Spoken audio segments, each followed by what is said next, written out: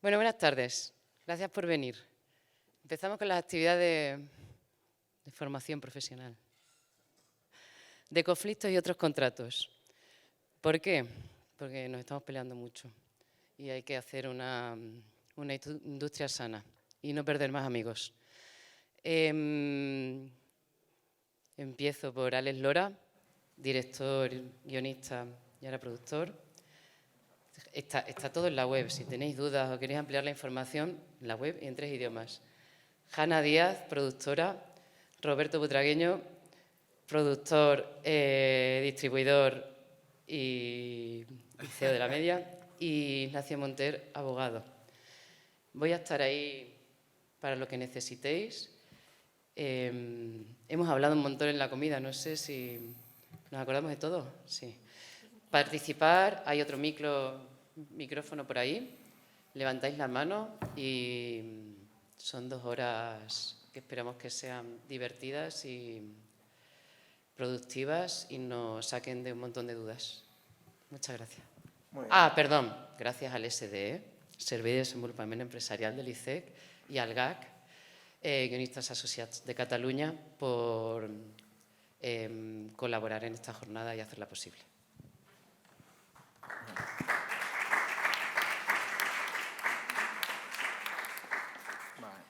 Buenas tardes y nada más, pues estoy de moderador, por lo tanto intentaré presentar un poquito los temas, aunque de la comida que hemos tenido yo creo que irán saliendo, iremos viendo todo lo vinculado a las dificultades, muchas veces los conflictos que pueden salir, las controversias en las negociaciones de todo contrato. Puede ser en la fase creativa, entre autores, director, guionista, músico, con el productor, o el productor con la distribuidora, o el productor con los coproductores. Al final, el entramado de contratos es tan amplio en la producción audiovisual que, pues eso, se trata de ver un poquito cuáles son las principales dificultades. Como he dicho, puede ser en la fase más creativa, puede ser en la fase más de producción, puede ser en la fase de distribución o en cualquier otra de las fases.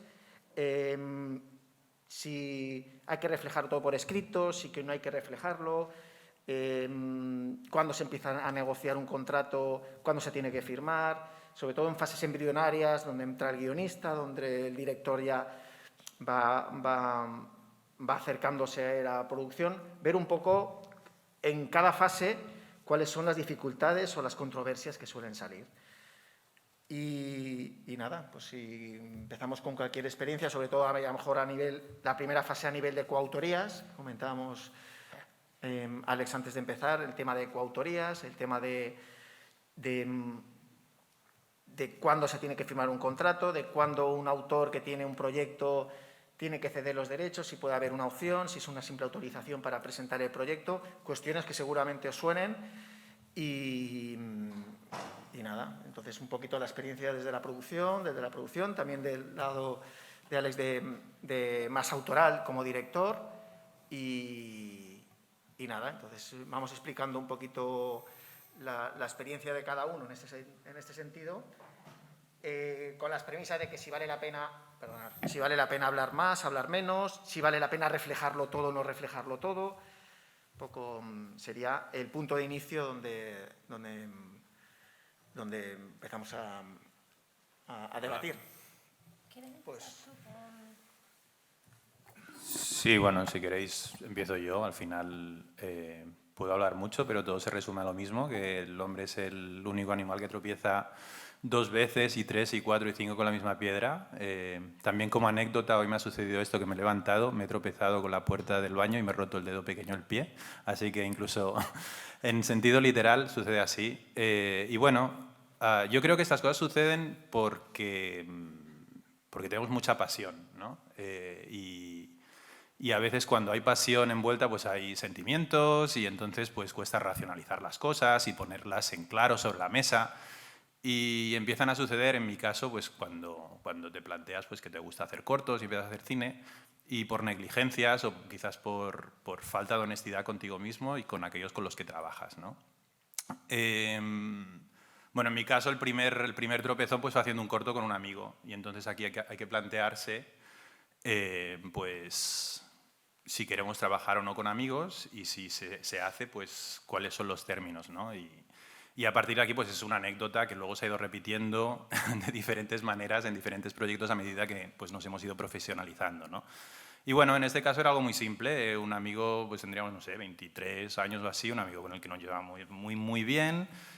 Habíamos participado en cortos de otra gente, nos lo habíamos pasado pues súper bien y decidimos pues que nosotros queríamos hacer un corto también, ¿no? Y yo en aquel entonces me había comprado una camarita y demás, y buscando ideas, ¿no? Ideas que se pueden resumir en 1 o 2 líneas.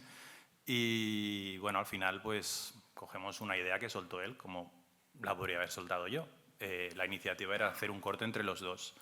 Y bueno, él además pues le gustaba actuar, yo hago pues mi storyboard, voy con mi cámara, lo voy grabando aquí y allá, una historia muy simple, lo edito yo en mi casa y entonces pues al final una experiencia súper positiva hasta que toca poner los créditos, que yo pongo pues un cortometraje de fulanito y Alex Lora y entonces pues para. ¿Qué es esto, no? Un cortometraje de fulanito y Alex Lora si la idea la he soltado yo. Ya, pero es que dijimos que íbamos a hacer algo los dos juntos y al final pues hemos utilizado mi cámara, el 80% de los planos están dibujados, lo he editado yo, entonces un cortometraje. ¿Qué es esto de un cortometraje solo tuyo, no? Por lo menos de los dos. Y entonces, bueno, se te bloquea el colega y dice que no, que esto es suyo y aquí te dices, pues ¿qué haces? Después de todo este trabajo lo dejo en un cajón y al final tragas, ¿no? Porque dices, bueno, ya habrá otra posibilidad. Pero no sé si es lo correcto y aquí ahora pues los compañeros quizás nos pueden iluminar en lo que habría sido lo ideal, ¿no? Bueno, al final encontramos una fórmula, un cortometraje de él codirigido por Alex Lora. Fue una fórmula así para salir del paso, tampoco sé muy bien lo que significa. Y bueno, luego pues se fue repitiendo de otras maneras. Hay una anécdota que seguramente hubiéramos, menos mal que no ganamos el premio Gaudí, porque hubiéramos salido en todos los zappings habidos y por haber, que es con la misma persona, pasan los años, igual pasaron 5 años desde este proyecto, y bueno, tenía un problema familiar, yo le invité a codirigir mi cortometraje y luego pues en la edición pues vi que había ciertas divergencias, ¿no? Entonces, cuando se acabó yo tomé la misma fórmula que habíamos tomado en el pasado y claro, el corto se empezó a mover, funcionó muy bien por festivales, lo seleccionaron los premios Gaudí y él vino pues muy indignado porque su crédito era codirector, ¿no? Y vino ese día para discutirlo ahí mientras las cámaras estaban grabando los nominados, ¿no? Y bueno, fue una historia, pero el problema es el mismo. Y entonces volvemos. ¿Cómo podríamos haber solucionado esto, no? Si no hubiera sido un amigo y alguien que no conoces, posiblemente se hubiera hablado de otra manera. Y no sé si tenéis alguna idea de cómo se podría haber manejado esta situación. Sí, nosotros hemos estado hablando ahora un poco, combinando experiencias y tal, y o sea, yo creo que en el mundo del cine independiente es fundamental empezar a trabajar con amigos. O sea, creativamente uno tiene que tener una familia, un mundo muy salvaje y cuando uno empieza y es más joven, pues desarrollas cosas con colegas con los que tienes las mismas inquietudes, se comparten ideas, pero un poco cuál es el momento, que era algo que estábamos hablando, en el que, o sea, 2 cosas. Siempre que puedas, aunque sea con amigos y es muy raro, y sobre todo si es la primera vez para la segunda, deja algo por escrito, aunque no sea un contrato. O sea, mándate un mail, oye tío, que si nos vamos a poner a escribir y vamos a empezar a pedir becas y tal, si no te importa, quedamos en que los créditos van a ser así. Sí, venga, te responde. Eso ya es lo que se llama prueba de papel. Siempre que tú tengas prueba de papel, puedes volver a ello legalmente, pero más que nada, si lo que estamos intentando es mantener relaciones, que es para lo que sirven los contratos, y la gente tiene percepciones de la realidad diferentes, lo tenemos en las relaciones emocionales, personales, lo tenemos en las relaciones creativas. Tú siempre puedes volver a algo que has dejado por escrito. No, que sí que lo hablamos, que esto lo vamos a hacer juntos, que nuestra intención era ir a esta beca, que nuestra intención era hacer. Entonces, yo confío mucho siempre en escribir, aunque sea de una forma muy informal, y lo que podría ser luego en un momento dado el borrador de un posible contrato. Pero hay un momento en el desarrollo de un proyecto donde sí es necesario empezar a formalizar contractualmente, y seguramente es cuando tú vas con el proyecto a terceros, porque la relación con terceros es la que te obliga, cuando un tercero, y esto de hecho ayuda, ¿no? Que era lo que tú decías, ¿qué expresión habías usado? Era graciosa, como cuando uno no soy yo el otro, ¿no? O sea, si tú vas a una plataforma y te van a pedir... Pues, sí.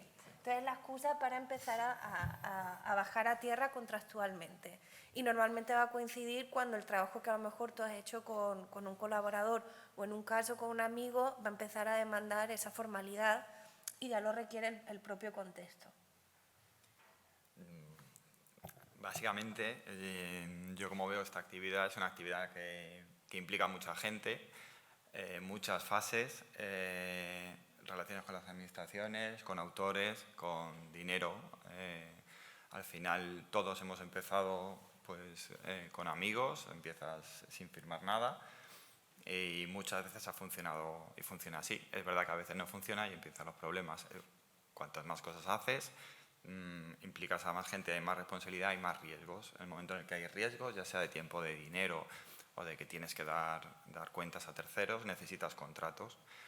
Tenemos un miedo a empezar a hablar de contratos que nos limita mucho y hace muchas veces que no pensemos las cosas. Y menos mal que hay como una especie de deadlines que nos hacen... hay una fecha en la que tengo que tener los derechos del guión, o tengo que tener claro que donde voy a pedir dinero tengo que tener todo porque luego me van a pedir la película, la serie o lo que sea. Y hay que perderle el miedo a hablar de los contratos o de no complicarse con contratos de 40 páginas, sino por lo menos las condiciones fundamentales. Hay que aprender, es una profesión en la que hay que aprender a lidiar con problemas, porque antes o después, por mucho que te empeñes, si produces, vas a tener opiniones diferentes. En cuanto tengas opiniones diferentes, como no tengas algo regulado, pues hay discusiones y la gente, cuando estamos hablando de dinero o de autoría o implica ego también, pues lo que eran relaciones amistosas muchas veces dejan de serlo. Entonces siempre hay que tener un plan B, que es un poco también lo que hemos estado hablando. Hay que tener un plan B, que haya una especie de reglas de juego con las que sepamos qué hemos hablado y qué hemos acordado, porque a mí hasta a veces se me olvida muchas veces las cantidades que he acordado. Digo, o no las tenga escritas, pero es que eso es lo más básico, hay mil otras cosas. Al final los contratos hay que verlos como las estructuras sobre las que montamos la actividad autoral que estamos persiguiendo y la historia que queremos. Sobre esa base, pues nada, hay que empezar a hablar de contratos y hay que ser concreto, claro y resolver dudas.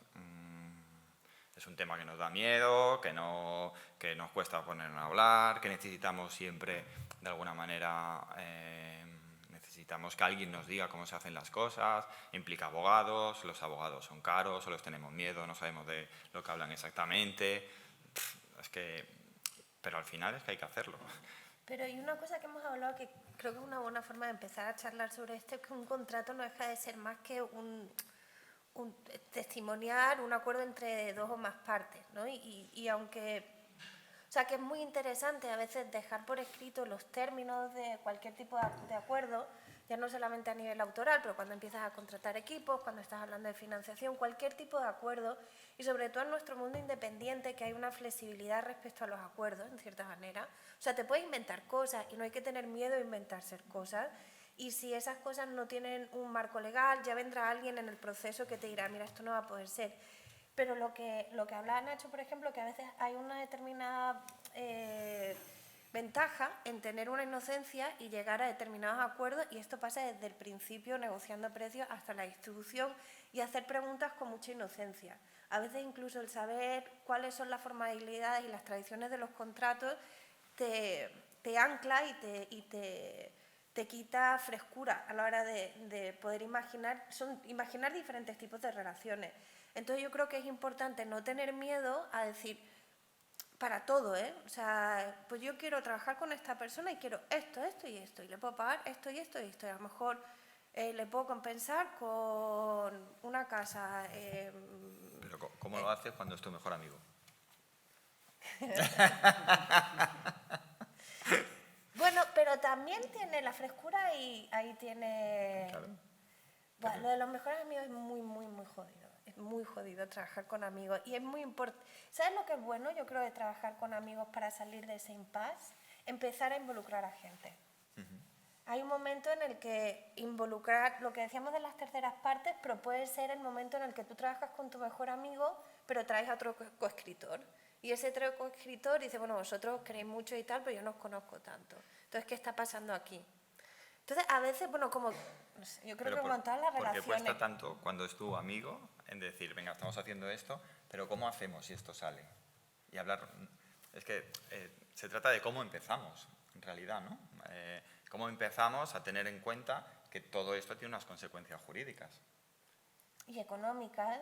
Entonces, hay que romper el... Tú y yo somos amigos, empezamos a escribir una historia, por lo menos, oye, que si seguimos así, vamos a pachas. Ya tienes algo, aunque sea de palabra. Yo confío mucho en el mail, confío mucho en dejarlo por escrito, en pasarme el trago, y creo que es mucho más fácil una vez que lo has hecho la primera vez. Porque siempre puedes decir, es que a mí ya me ha pasado y entonces por eso vengo y te cuento. Yo no sé, no tengo la respuesta ideal, pero... Sí, yo aquí tengo un refrán, perdona. Un refrán que siempre utilizo con los guionistas de Cataluña es más vale una vez rojo que no 20 amarillos. O sea, vale la pena que en esa comida digas exactamente lo que humildemente te apetece, si te quieres reservar la obra de teatro, si quieres participar, si quieres que intervengan terceros, si te parece que puede ser que mejor que pongamos un límite de versiones, aunque yo te voy a hacer todas las que te haga falta, pero que en el contrato, si me viene un coproductor francés al final, no vuelva a reactivarse todo. O sea, todas estas cosas, yo por la experiencia que he ido cogiendo gracias al GAC, es que el guionista que tiene imaginación, que se junta con el productor o con el departamento de la plataforma o con la televisión, tiene su proyecto, habla las cosas, con inocencia seguramente dice, ¿y me podría reservar a lo mejor el libro? Y se introducen allí una serie es como que una especie de empatía que empieza a funcionar, el productor ve que entiende de qué está hablando, ve que no va tanto por ego, sino que quiere a lo mejor seguir un poquito la suerte de su obra, estoy hablando del punto de vista autoral. Pues eso vale mucho más que el esperar el contrato tipo de 40 páginas, que si no has dicho nada, el margen de maniobra, una de Tiega, es limitadísimo, porque está todo en un sistema de engranajes que si tocas algo es como que se descongestiona todo el contrato. Entonces, yo creo que desde un inicio hay que poder hablar las cosas, y yo las cláusulas que voy mejorando con el tiempo es gracias a la imaginación de los guionistas. O sea, no es gracias a mí como abogado, es gracias a él que ha pensado, pues yo participaré, ¿no? Porque le he dicho que tal y no sé qué del remake. Digo, madre mía, ¿vale? Vamos a reflejarlo por escrito, que es lo que tenemos que hacer los abogados. Reflejar por escrito el acuerdo que llegan los autores o coproductores, o creo que eso es importante, el hablar las cosas. Y yo creo que tú estás dando una clave que tiene que ver con la historia que tú contaste, donde esto te pasa porque tú analizándolo, tu amigo está en una situación donde necesita, o sea, está haciendo la película por unas necesidades, ¿no? Lo que estás contando, no sé si quieres compartirlo, pero quiero decir, cuando tienes una coautoría, normalmente tú te involucras en un proyecto creativo porque tienes unas necesidades creativas. Esas necesidades son variables, puedes estar haciendo una primera obra porque te urge contar una historia determinada y a ti lo que te urge es que esa cosa se haga, o te urge que te da igual que gane dinero, pero necesitas que esté en festivales, cada uno tenemos necesidades personales para entrar en proyectos. Entonces creo que el diálogo sobre qué es lo que quiere uno, y está en esta fase autoral, pero también incluso en los objetivos de un proyecto. Entonces, verbalizar todo esto y comunicar todo el rato creo que ayuda luego a formalizarlo. Yo iba a contar lo que yo hago, que yo cuando tengo un proyecto paso un tiempo de confianza en el que trabajas el proyecto, hablas el guión, bueno, estás tranquilo por decirlo y conoces a la persona. Hay fases en las que empiezas a pensar en mover el proyecto porque al final como productor normalmente llega un momento en el que te preguntan ¿qué hacemos con este proyecto? Pues tú haces tu plan y dices, lo primero vamos a ir a tal residencia o a tal subvención o vamos a presentárselo a no sé quién. Y en ese momento es cuando se sacan los contratos de verdad decir, pues mira, si vamos a ir en estas condiciones, intentas que no sea muy pegado a las fechas para que haya posibilidad de decir otras cosas, pero es aprovechar ciertas circunstancias para que se pueda hablar de una manera natural los contratos. Es verdad que con la gente digamos, tiene menos experiencia, suele ser más complicado que con la gente que tiene más experiencia, que es más natural hablar los contratos y saben mejor qué pueden esperar. Pero al final hay un momento en el que hay que romper el hielo. Y bueno, yo en mi caso aprovecho pues las convocatorias de lo que sea para decir, hemos trabajado un tiempo juntos, a partir de ahora tenemos que trabajar estableciendo una relación determinada y ya está. Eso en la parte de producción.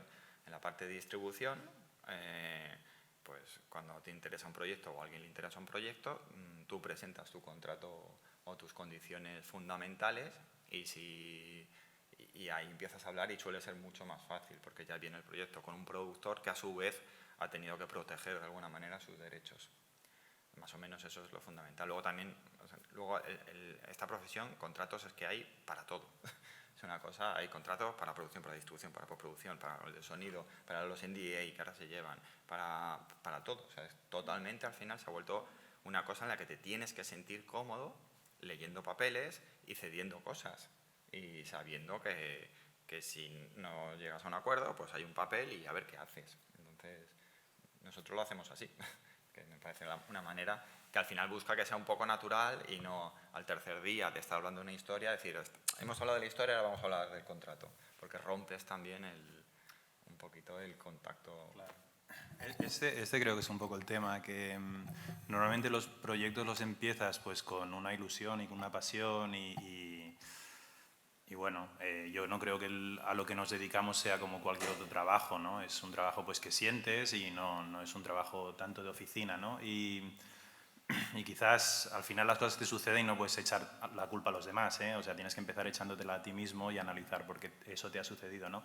Si tú empiezas quizás en una historia pues con esa pasión y empiezas a pensar, sí, tenemos que hablar de estas cosas legales, pero quizás esto va a traer cierta, no sé, ¿no? O sea, va a romper esta dinámica tan buena que tenemos porque son elementos así racionales y tal, y no los quieres hablar y sabes que los tienes que hablar, pero en el fondo piensas, es mi amigo y estamos escribiendo y tal, pero de repente tu colega te dice, mira, ¿sabes qué? Que este guión trata temas que son peliagudos y yo no me siento cómodo, no quiero que se haga esto, ¿no? Y al final quizás la idea la has traído tú, no has acabado de... No te la han quitado, pero han añadido elementos que hacen que esa historia ya no sea tuya y te la han bloqueado, ¿no? Entonces, pues sí que quizás merece la pena rebobinar y decir, bueno, antes de empezar a hacer esto, ¿qué contrato vamos a hacer, ¿no? Si a ti no te gusta, yo tengo derecho para seguir transformando esto como quiera. ¿De quién es esto? El germen creativo es mío o es tuyo, ¿no? Eres tu coescritor, pero también el porcentaje de autoría de ¿cuál va a ser, ¿no? Y son temas que cuesta mucho hablarlos, porque parece que van a... no sé, que intoxican ya la creatividad del proyecto de inicio, ¿no? Y a mí pues esto me ha pasado. Me ha pasado, por ejemplo, un chico que me dice, mira, me gustaría hacer, pues pondría un dinero para actuar en esta historia, ¿no? Y me gustaría que la escribieras tú y demás. Y claro, la escribes y la vas escribiendo y te vas... pues hostia, esto está muy bien, ¿no? Y cojo estos elementos de su vida y qué interesante, y te vas enamorando de la historia, pero luego, bueno, él se la enseña a su novia y su novia le dice que no, que cómo vamos a hacer esto, que esto que cómo se va a exponer él de esta manera, ¿no? Y tú te has currado ahí un guión que al final, como él no te ha cedido los derechos de su historia, pues es peliagudo, ¿no? Y esto también me ha pasado. O no lo sé, con otro colega, ¿no? Bueno, pues un cortometraje que me fue bastante bien y digo, de esto quiero hacer un largometraje. Y ya había dirigido un par de documentales con él y lo invito a un proyecto que a él también le gustaba mucho y demás. Y bueno, lo coescribimos juntos y en un momento dado, pues yo pues le digo a un compañero que estudió conmigo en Nueva York y demás que si quiere ser el productor, él consigue dinero, hay unas fechas para rodarlo. Pero luego hay un hándicap, bueno, yo no lo considero un hándicap, pero él sí, que es que mi mujer se queda embarazada y entonces esas fechas de repente corren peligro, ¿no? Y claro, algo que se planteaba que se coescribió y se planteaba como una codirección, pues de repente, ¿qué es más importante? ¿Tu situación personal o el proyecto, no?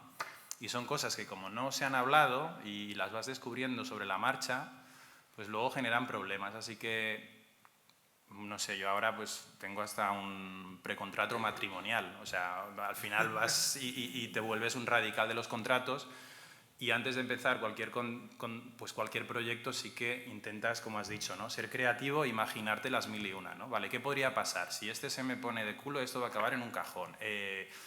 necesito crearme yo mi propia productora para asegurarme el derecho de transformación y yo hacer un contrato con este guionista en el cual me asegure los derechos de explotación, aunque luego entre otra productora, y yo también hacerme un contrato a mí mismo como coautor para que esto no quede en un cajón, ¿no?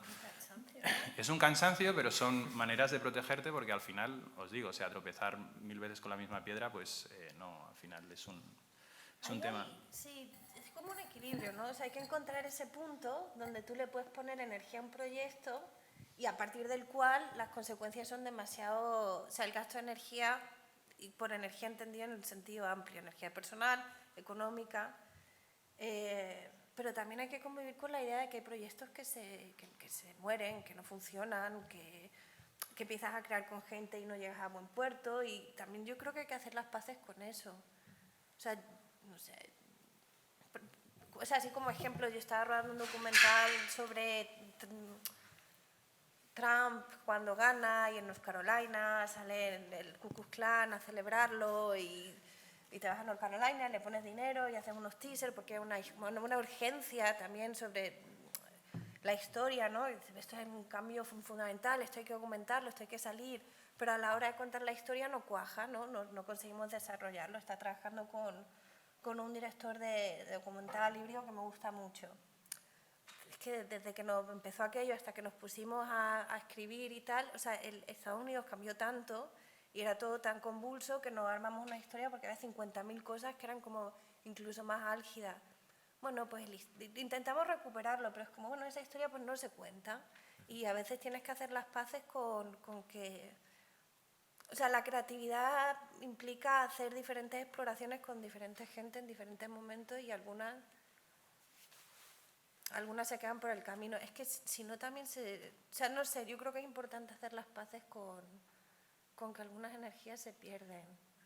Sí, algunas. pero claro, al final inviertes tanto tiempo sí, y es duro, esfuerzo, sí, y ese sí. tiempo pues se podría haber traducido en dinero o en esfuerzo en otra cosa, ¿no? Y parece ser pues que si simplemente se hubieran tomado los pasos adecuados, quizás hubiera acabado igual, porque al final en este ejemplo que os comentaba, ¿no? Que de repente este amigo mío dice, bueno, es que yo creo que es mejor que te apartes del proyecto y la dirija yo, y digo, ostras, pero si esto ha nacido de mi cortometraje, ¿cómo me voy a apartar yo de este proyecto, no? Ya, pero es que entonces corremos el riesgo de que este dinero no se pueda utilizar, ¿no? Y sí que te planteas, dices, ostras, pues mira, va, al final en lugar de que acabe en un cajón, que la dirija él, ¿no? La peli.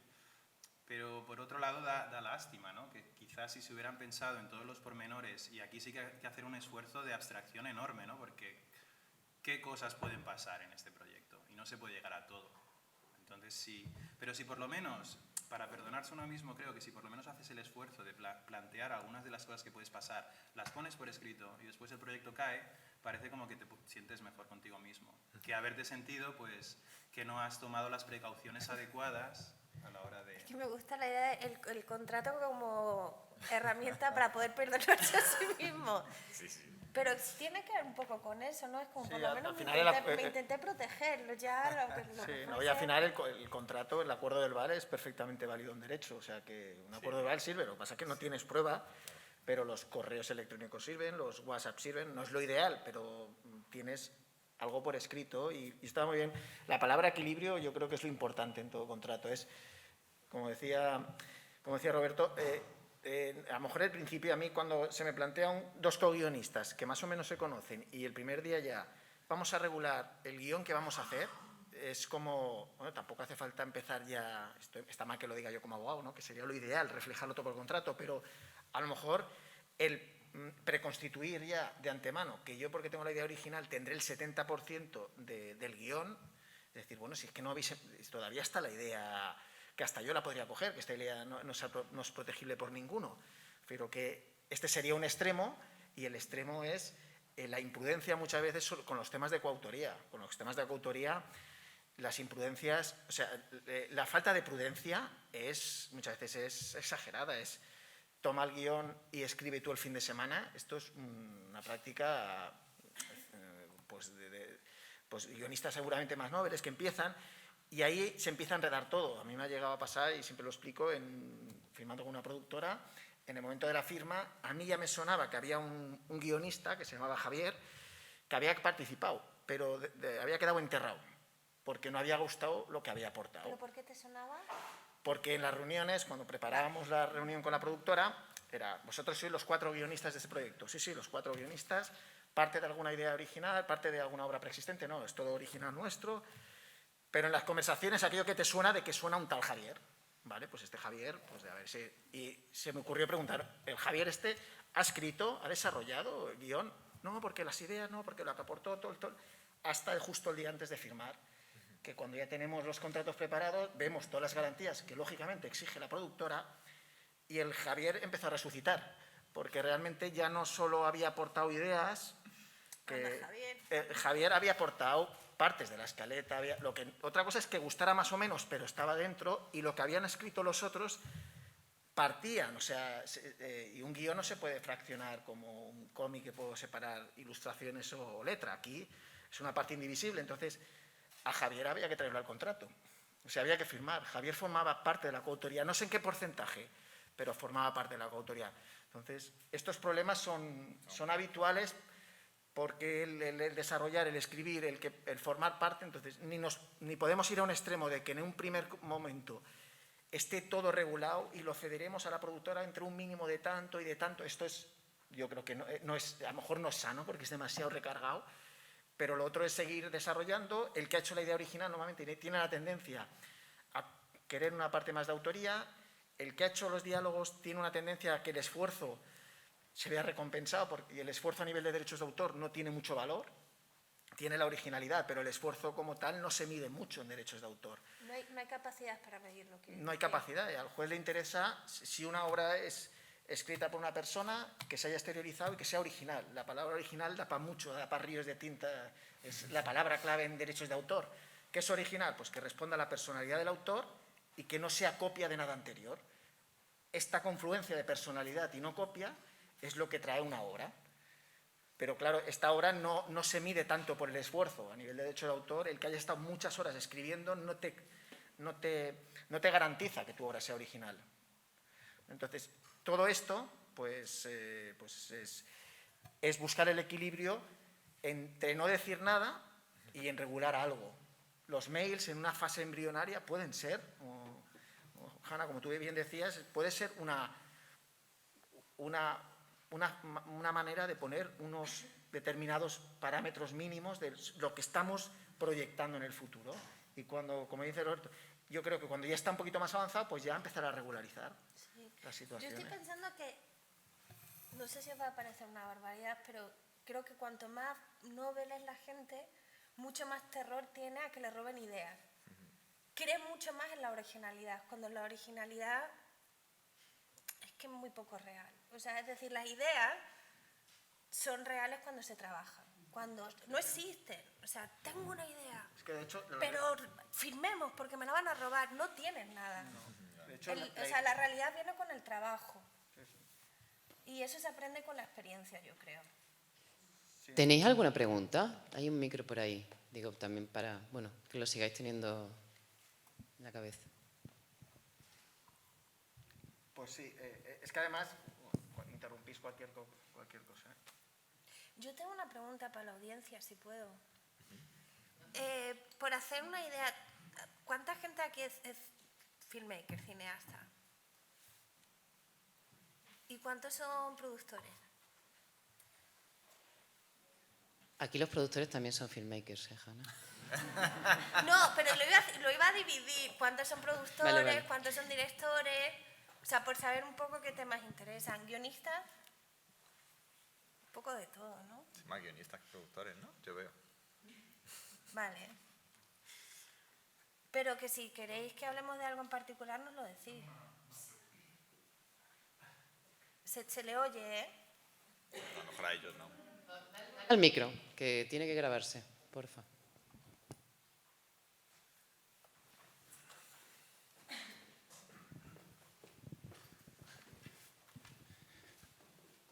Hola, buenas tardes.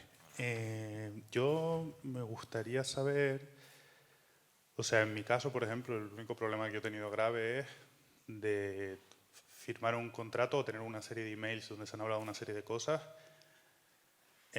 donde hay cosas que se han dicho de palabra y después en el contrato se han escrito otras, ¿no? Entonces, de repente llegamos a ese punto en el que llega y, por ejemplo, me pidieron más dinero y era como, no tengo más dinero y esto no lo pone en ningún email. Y entonces llegó el punto de que la otra parte, que era una discográfica, ¿no? Dice, bueno, no nos vamos a poner a discutir que no están en los emails cosas que hemos hablado, cosas que para ellos se han hablado, pero para mí se han hablado de otra manera. Entonces ahí entró mi duda, que yo decía, claro, realmente él lo que me está diciendo es, yo tengo razón aunque no aparece en ningún email, si quieres vamos a juicio, o sea, y discutimos esto. Y entonces nosotros como cineastas independientes es como, no me puedo meter en un juicio ahora mismo, porque a lo mejor incluso me ganarían directamente solo por un tema de ellos tener como el poder o la envergadura de básicamente aplastarme, ¿no? Con sus propios abogados y sacar cualquier cosa. Y ahí es cuando entra tu duda y yo al final llegué a un acuerdo, bueno, que no estaba muy contento, tuve que dar un acuerdo, ceder dinero y ya está. Entonces como que cuando me pasó esto dije, vale, a partir de ahora lo quiero todo firmado, lo tengo claro. O que aparezca en cualquier email. Pero al mismo tiempo pensaba, pero mira, esto no está en los emails y directamente ya sé que me pueden ganar. Solo con meterme miedo, básicamente. Yo una cosa que... Es difícil entender que hay gente que tiene muchísima cara dura. A mí me cuesta. Pero me ha servido aprenderlo. O sea, que hay gente que es capaz de decirte, es que yo te he dicho esto, y no te lo ha dicho y sabe que no te lo ha dicho. O gente que viene y te dice, es que yo he escrito esto, pero si tú no has trabajado, yo he hecho un montón. Pero, y entonces dudas, ¿no? Entonces yo creo que ahí es... O sea, una situación como esa tiene muchas cosas que analizar. No hay una respuesta. ¿Cuánto dinero de más te piden? ¿Lo tienes o no lo tienes? Si es con una canción o con un sello música, ¿qué pasa si no lo tienes en tu película? Cambia la historia, te lo puedes permitir, tienes una alternativa, cómo vas de tiempo. Todas esas cosas las tienes que evaluar para tomar una decisión válida, ¿no? Y esas me parecen obvias.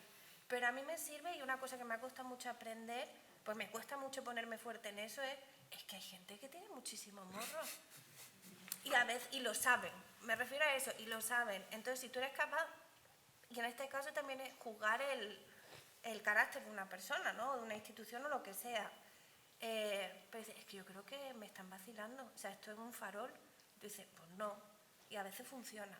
No digo que sea el caso ese, pero también Sí. una cosa a tener en cuenta. Sí, está tomando claro. el Y yo pelo. sabía lo que un poco estábamos jugando y yo no quería perder vamos a decir, el acuerdo que teníamos, ¿no? Pero sobre todo a mí lo que me preocupaba era a nivel jurídico, ¿no? De decir, me interesa esto, me interesa llegar a un acuerdo, más la pregunta va por ahí, ¿no? O sea, me interesa llegar a un acuerdo y perder, me interesa contratar abogados y meterme en esto por un contrato de 2.000 euros, ¿sabes? Como que tampoco es como... Casi no. Yo creo que hiciste bien llegando a un acuerdo, sinceramente. Y, hombre, por 2.000 euros está claro que lo importante al final es llegar a un acuerdo y punto. En otras situaciones un poco más de más valor económico, ya es cómo gestionar los conflictos, ¿no? Y aquí yo creo que al final siempre hay que estar abierto a negociar y según la situación siempre hay que estar abierto a litigar. Entonces, una buena manera de negociar es tener opciones. Yo creo que sí, según la situación hay que litigar y negociar todo el rato, siempre estar dispuesto a hablar y al final no tomárselo como algo personal nunca, porque el mismo que te está diciendo que no lo ha hecho, que no ha hecho algo y tú sabes que lo ha hecho y tú sabes que él sabe que lo ha hecho, es que no hay que tomárselo como algo personal, decir, bueno, hay un momento en el que ya deja de importar la verdad, es una pena, y lo que importa es lo que puedas de alguna manera demostrar para conseguir algo. Y si te lo tomas así, pues dices, bueno, pues esto es parte del juego de hacer películas. Sí, estoy totalmente de acuerdo. Sí. O sea, nunca puede ser personal y nunca va a salir bien si te lo tomas personal Sí, y eso nada, lo que nada. importa es... Y aceptar que pierdes muchas veces y que Totalmente. ganas No es un otras. juego de ganar, es un juego de solucionar. Y solucionar para el proyecto, siempre para el proyecto. Bueno, y para tu bien personal, porque al final Mental, sí, también. dices, ¿qué hago yo? 4 años metido en un juicio. La primera peli en la que yo estuve, nos dan una subvención, no sale, el director me demanda. Digo, ¿por qué me demanda?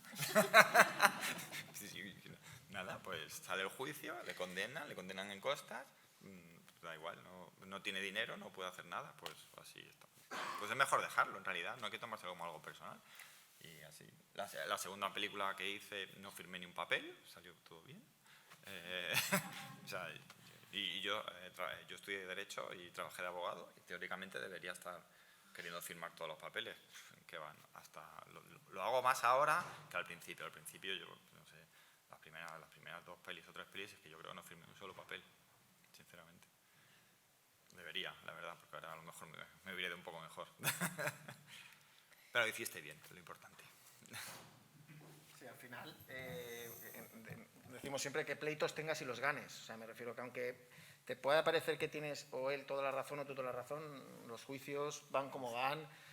Los jueces, aquí de lo mercantil que tenemos, pues son jueces muy válidos, pero que llevan un volumen muy bestia. Entonces, parece que tu tema va a bloquear el juzgado esa mañana y te das cuenta que viene uno detrás de otro, que todo va a una velocidad de una vista detrás de otra y pues eso. Y son temas de autor, todos muy subjetivos y después el desgaste que supone, no solo económico, sino... El no hacerlo personal, en el momento que te metes en pleito, lo haces más personal, porque tienes que ir a declarar, porque tienes que abogado, procurador, es un tema ya... Pero hay que tomárselo como muy profesional. Muy Tú vas profesional. a declarar como el que va a echar un día a hacer un pitch. Exactamente. Declaras, Esa punto, te mañana vas a tienes casa y juzgado. sigues pensando en lo siguiente. Exactamente, sí, es así. Qué frío eres. Pero vale la pena a veces no... Y sí que es verdad que los contratos, una cosa puedes informar sin contrato, perfecto, es que normalmente el contrato solo se mira cuando van mal las cosas, o sea, cuando va con el engranaje bueno todo, es que nadie te pregunta nada del contrato, a mí no me llama nadie, porque todo va bien, todo va bien, la película va bien, el rodaje va bien, el problema es cuando empieza, el contrato se mira cuando las cosas empiezan a ir mal, se junta todo, empieza a ir mal, a ver qué puse, qué no puse, la tendencia que hablábamos antes en la comida más angloamericana a contratos que regulan todo, absolutamente todo, hasta de si de un guión se hace un parque temático, que claro, cuando estás empezando un proyecto, pensar en un parque temático es como, pues se puede transformar en cualquier cosa, en seres para aquí, para todo el universo, por si hay vida en plan... pero que es...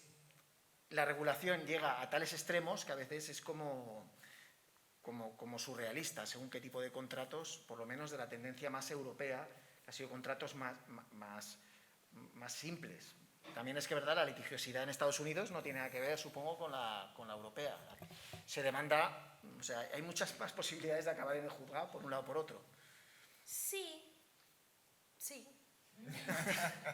Sí, pero creo que también tiene que ver... Sí. Y la cultura está ahí y muchas veces los diálogos, los tipos de contratos, el lenguaje están ahí. Pero luego eso lo bajas al mundo del cine independiente. Yo trabajo mucho en coproducción con Latinoamérica y es que es absurdo, ¿no? Porque ¿quién me va a denunciar a mí? ¿A quién voy a denunciar yo? ¿Por qué cantidades? ¿Para qué? ¿No? Es que incluso hablando de... Sí, no sé... Sí. Es una forma de regular todo que tiene sentido cuando hay mucho dinero. Y si no hay tanto dinero, tiene sentido simplificar. Es que todo tiene que ir en equilibrio. Sí. No sé, yo creo que da pereza meterse en litigios. O sea, es lo que has dicho tú, de repente algo pues se ocupa un tiempo de tu vida y te da una ansiedad horrible. Y a mí me pasó en un caso que fuimos a juicios y demás, y no lo quieres hacer. Entonces, al final, pues piensas en el contrato preobra, pues porque de alguna manera es como establecer reglas del juego, ¿no? Pensando que si las cosas van mal, pues te vas a ahorrar el mal paso de pasar por esa experiencia, que es una experiencia que al final te acaba comiendo de alguna manera, ¿no? De todas maneras, de alguna manera, tú no vas a juicio, van tus representantes. Sí, pero te lo Al llevas a final, casa a veces. ¿Qué implica esto? Pues que hay que dejar algo de dinero para que haya abogados que si vienen mal... O sea, primero que te protejan bien la obra y segundo que si hay disputas, pues que hablen entre los abogados. Y es verdad que cuando estás en producciones pequeñas a lo mejor no lo tienes tanto en la cabeza, pero si no, es que tienes que dejar algo de dinero para que haya abogados. Es que tienen un papel importante, son muchas veces casi tan importantes como los productores. Te digo, protegen la obra, tienen capacidad de financiación, te explican estructuras con las que el productor hace películas, o sea, son mucho más importantes de lo que parecen y hay que reclamar que esa importancia y esa manera de planificar la producción, que no es solo artística, sino que es de estructura, es importante. Y hay un momento en el que si queremos hacer cada vez más películas y cada vez más series y cada vez ser más hub audiovisual, pues hay que trabajar más profesionalmente en la medida de lo posible, claro. Yo una de las notas que, perdona, No.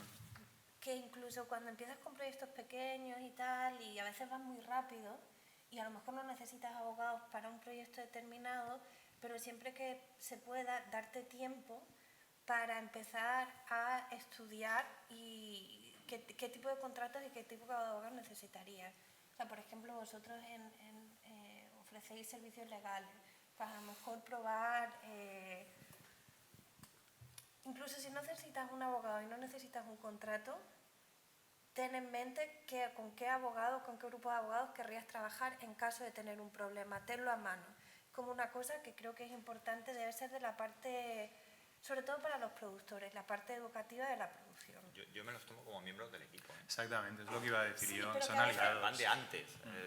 Es como la primera piedra, ¿vale? Una vez quieres hacer este proyecto, antes de empezar a construir, pues voy a pagar 5 o 6 mil pavos. Al menos en Estados Unidos funciona así. A este abogado que tienes un delay de fotos, lo mismo que y tienes va a preparar contratos y el proyecto además luego se lo toma más en serio los otros miembros del equipo, ¿no? Porque de repente ya hay esa piedra legal que genera de alguna manera confianza en los otros miembros del equipo.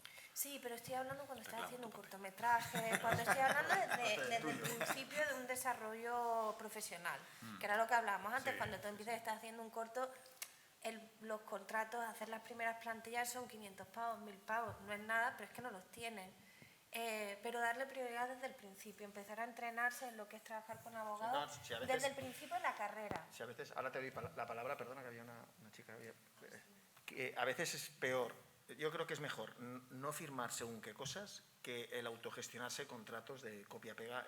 Normalmente allí es cuando salen los Frankensteins de que la estructura, tú ya ves de lo que te transmite una persona a cuando llega el contrato, empezamos al revés. Normalmente siempre la vida a nivel contractual en la audiovisual empieza al revés. Primero va el contrato y después va el acuerdo, y el acuerdo ya va forzado. Cuando va bien es cuando ha habido la comida previa y va primero el acuerdo y después el contrato, pero primero tiene que ser el acuerdo. Exacto. Y aunque vaya bien, nuevamente del acuerdo al contrato, pues como haya pasado unas semanas, el contrato viene el estándar. Y eso ya no sirve para este caso concreto, porque ya empiezas diciendo, ¿es un autor de...? Digo, ¿pero no escribías sobre una novela? Sí, la novela ya, como han cogido un tema de no adaptación, ya no hay novela. Pues imaginaos una estructura de un contrato donde ya la novela anterior ya no existe. Y yo estoy diciendo que cedo todos los derechos de mi guión sin tener en cuenta que hay una novela previa que no sé si la productora, si son serias, sí, pero puede ser que no tenga los derechos tampoco. Y yo estoy haciendo una adaptación de un libro sin tener los derechos. Ya empieza todo el engranaje a saltar. ¿Tenías una pregunta? Sí, bueno, quería preguntar como si nos parece como que igual a veces puede ser dañino para cuando eres como una cosa minúscula y un proyecto enano, hacer todo esto de los contratos tan, pues lo que estamos hablando, ¿no? Como imaginarte lo peor de lo peor. Y pregunto porque, bueno, o sea, mi último cortometraje era dentro de una escuela americana que se llama el American Film Institute y a nuestro proyecto como que a veces te pedían cosas tan excesivas para protegerse porque ellos entran como productora realmente y por ejemplo había un ejemplo, o sea, había un ejemplo que se me ocurre que era que cada vez que intentábamos tener derechos de una canción, los derechos no eran solamente a América y Europa, sino que eran era como algo escrito tipo a todo el universo hasta el fin de los tiempos. Claro, y entonces a veces para mí era muy fácil escribir a tal productora musical y decirle, oh, soy Julia tal, soy súper nueva, mi peli se va a ver en 3 sitios y que a lo mejor me cedieran su música gratis y de pronto cuando les enviabas este contrato como súper top, ¿no? No, es que yo tengo los derechos de tu música para todo, además nos hacían que fuera para trailers, para, bueno, eso, ¿no? Como protegiéndose hasta un límite un poco excesivo, y me preguntaba esto como si os parecía que esto a veces puede ser dañino para cuando es muy independiente. Lo que pasa es que la AFI tiene como una línea muy clara de cómo trabaja, que te está entrenando para trabajar en Hollywood. Total. Entonces te va a pasar por todas las herramientas, el tipo de contratos con talento, el tipo de contratos. Entonces, bueno, sales con ese conocimiento y hay un valor en haber estado enfrente de ese tipo de contratos. Pero si tú quieres hacer pero claro, te pone trabas. Yo creo que en ese caso pues lo mejor es negociar quizás también con la escuela. Hay contratos que se ceden música solo para festivales. En caso de que pues el cortometraje se acabe vendiendo para hacer un broadcast, el precio variará y llegar a ese acuerdo con la productora, en este caso con American Film Institute, para que hagan un contrato acorde con el valor de la obra, porque al final... ¿Lo intentaste preguntarle? Sí. Al final tuvimos mucha suerte con las productoras y no con AFI, porque como has dicho, AFI son muy nazis de todo. O sea, hay que hacerlo todo como... O sea, teníamos una escena en la que había una fogata y tenía que estar el tipo del fuego. Las actrices entraban a un lago que les cubría por las rodillas y había que tener pues ¿cómo se dice? Bueno, exacto. Pero eso es una cuestión de litigio, es que si Sí. alguien se ahoga en Estados Unidos y no hay, te van a demandar. Y también es lo que dices, ¿no? Que como que es cierto que es interesante como saber utilizarlo como entrenamiento, ¿no? Como, ok, es que todo esto al final es formación. Sí.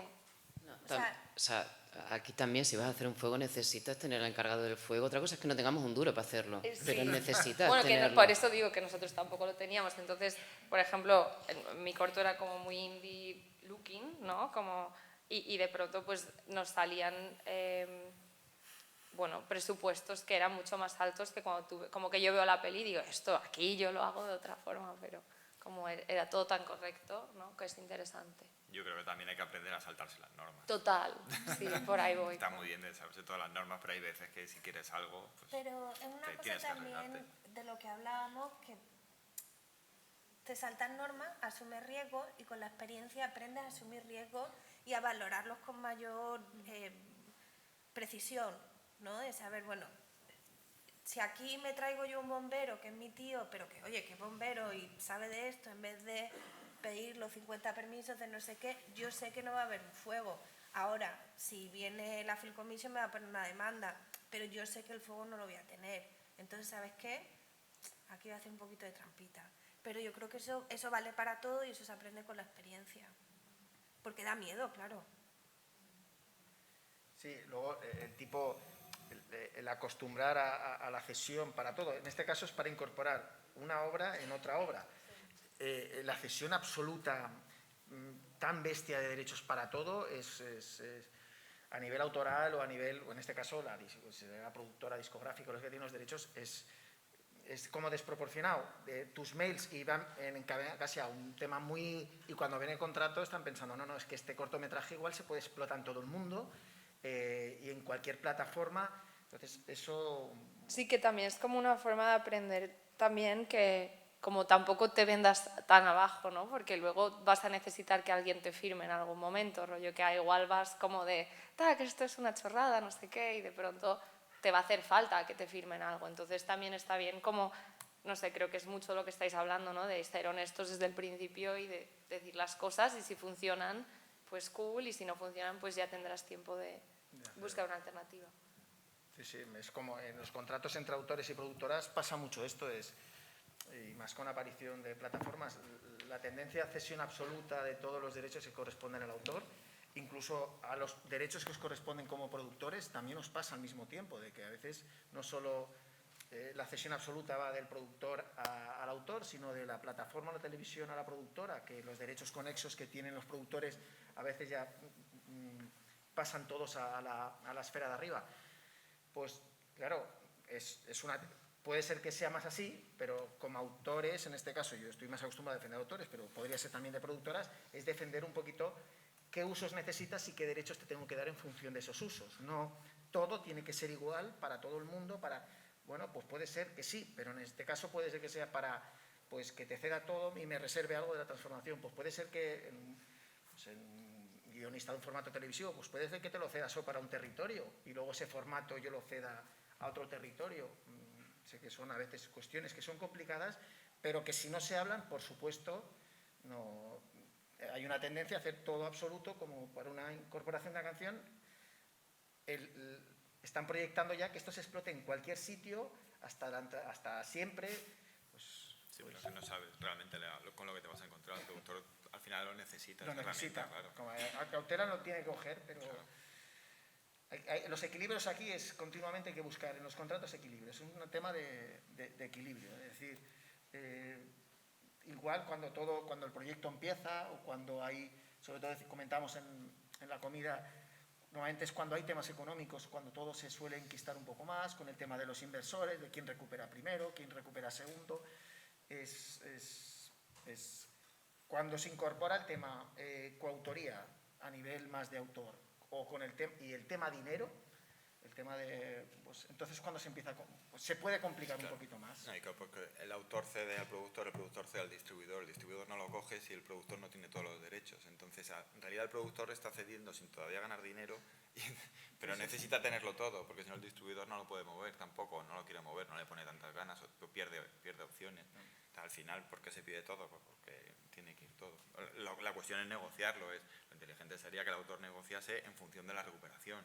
Pero también eso es un rollo para toda la cadena. Es un rollo, entonces, sí. Y también depende también la capacidad de negociar que tengas. Una obra que tú tratas más, a lo mejor óperas primas, una obra muy de autor, una obra muy, muy personal, tiene que tener un poquito más de fuerza el autor, que no el guionista que contratan como co-guionista en una serie, pues ya no, la lucha es otro mundo ya. Hablábamos de la polémica de corte final, ¿no? Claro. Bueno, seguro que hay algún director y es una polémica habitual. Tiene corte. ¿Quién decide la versión definitiva de la película? A ver, por contrato normalmente, y estoy hablando por lo menos de los que yo he firmado como director, el corte final es de la productora y no hay otra. Lo que se pone es que negociaremos, pero en caso de desacuerdo, la productora se lleva el gato al agua. Y esto entronca, depende del autor también. Yo no lo he hecho siempre así, desde luego, la mayoría de los casos.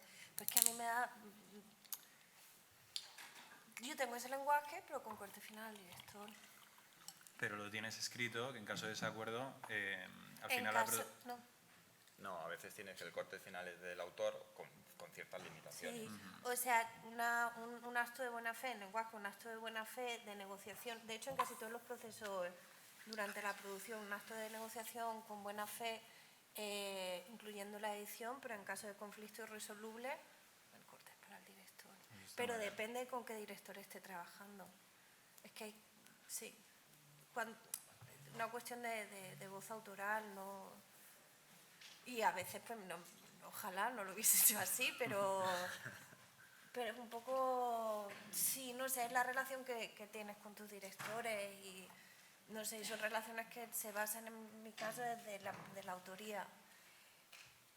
Pero no es posible, o sea, no sería recomendable para todo, obviamente, porque es demasiado dinero que está en juego y pueden pasar muchas cosas. Claro.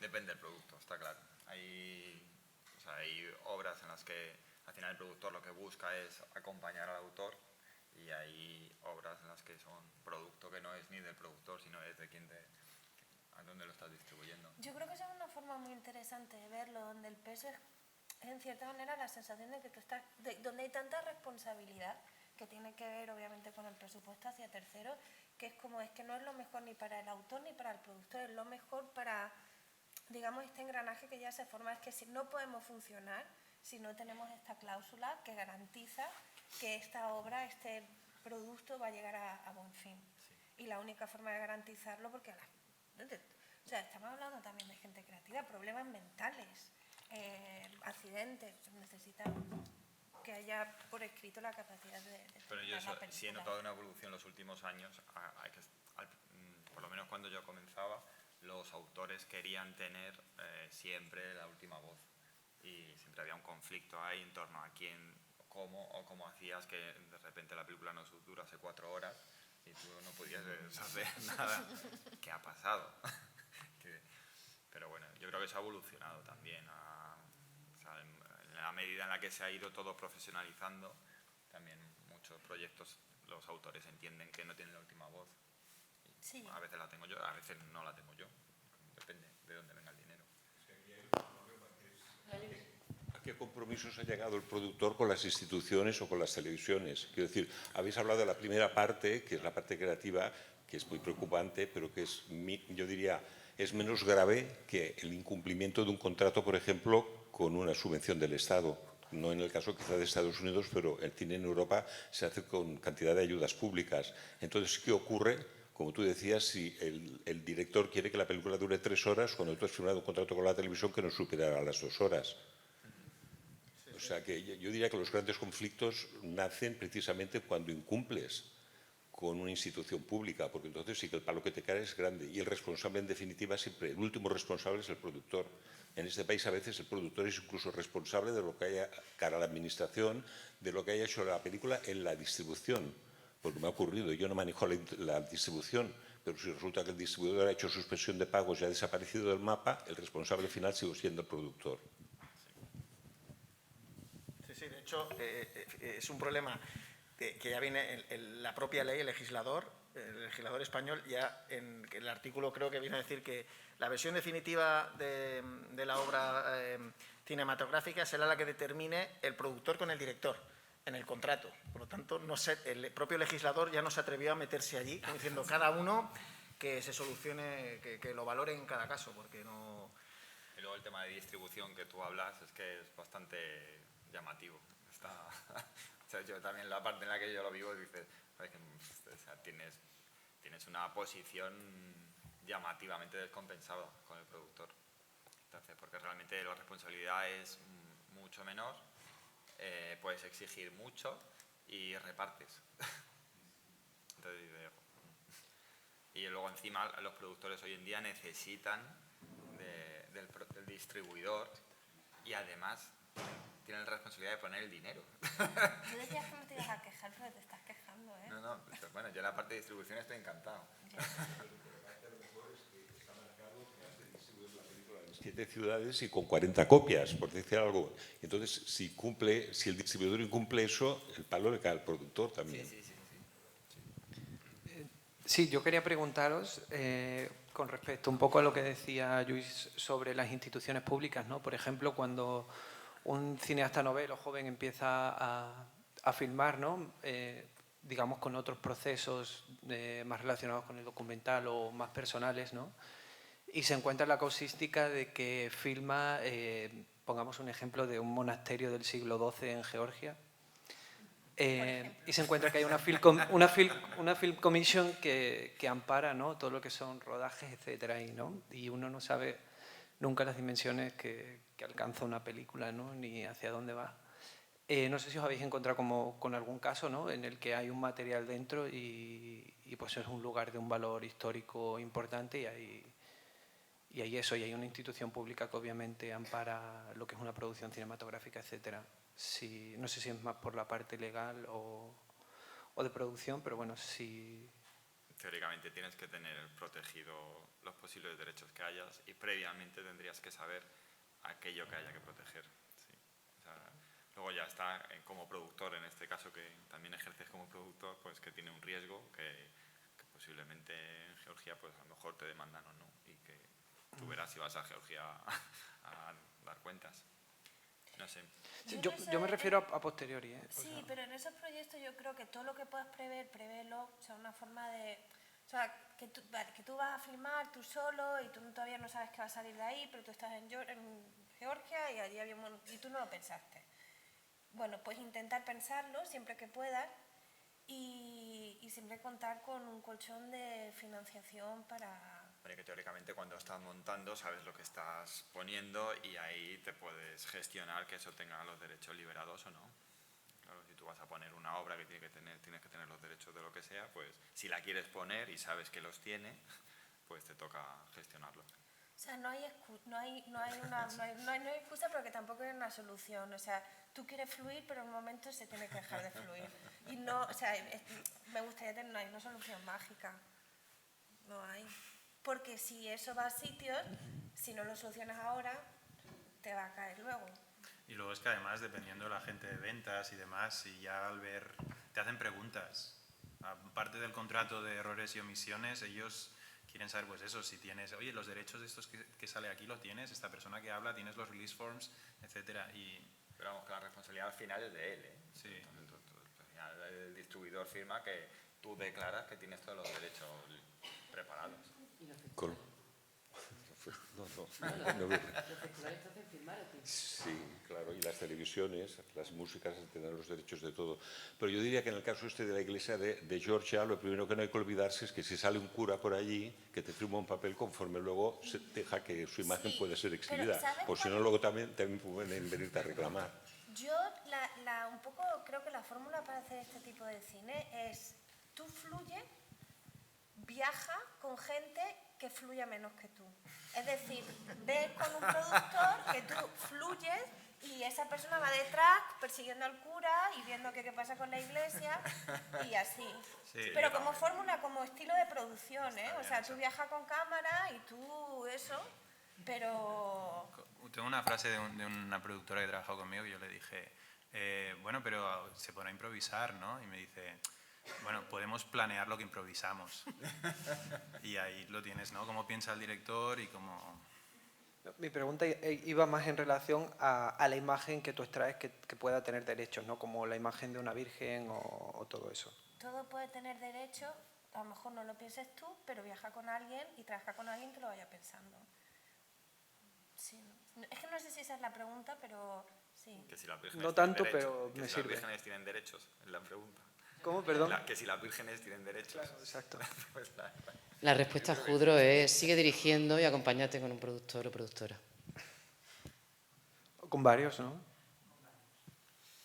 Sí, realmente, si fuéramos conscientes, sobre todo en una producción, todos los derechos que hay, la confluencia de derechos de propiedad intelectual, derechos marcarios respecto a las marcas, derechos de imagen, o sea, la confluencia a veces es derechos de autor. Bueno, yo ya tengo, incorporo la música, ¿vale? Pero luego las cadenas de derechos, es que, ya empezando por la adaptación del libro, que parece muy sencillo. Voy a hablar con el escritor, que esto lo hace algún guionista, pero es faena más nuevamente de la productora, o que el guionista hace faena previa y el productor se encarga de adquirir los derechos.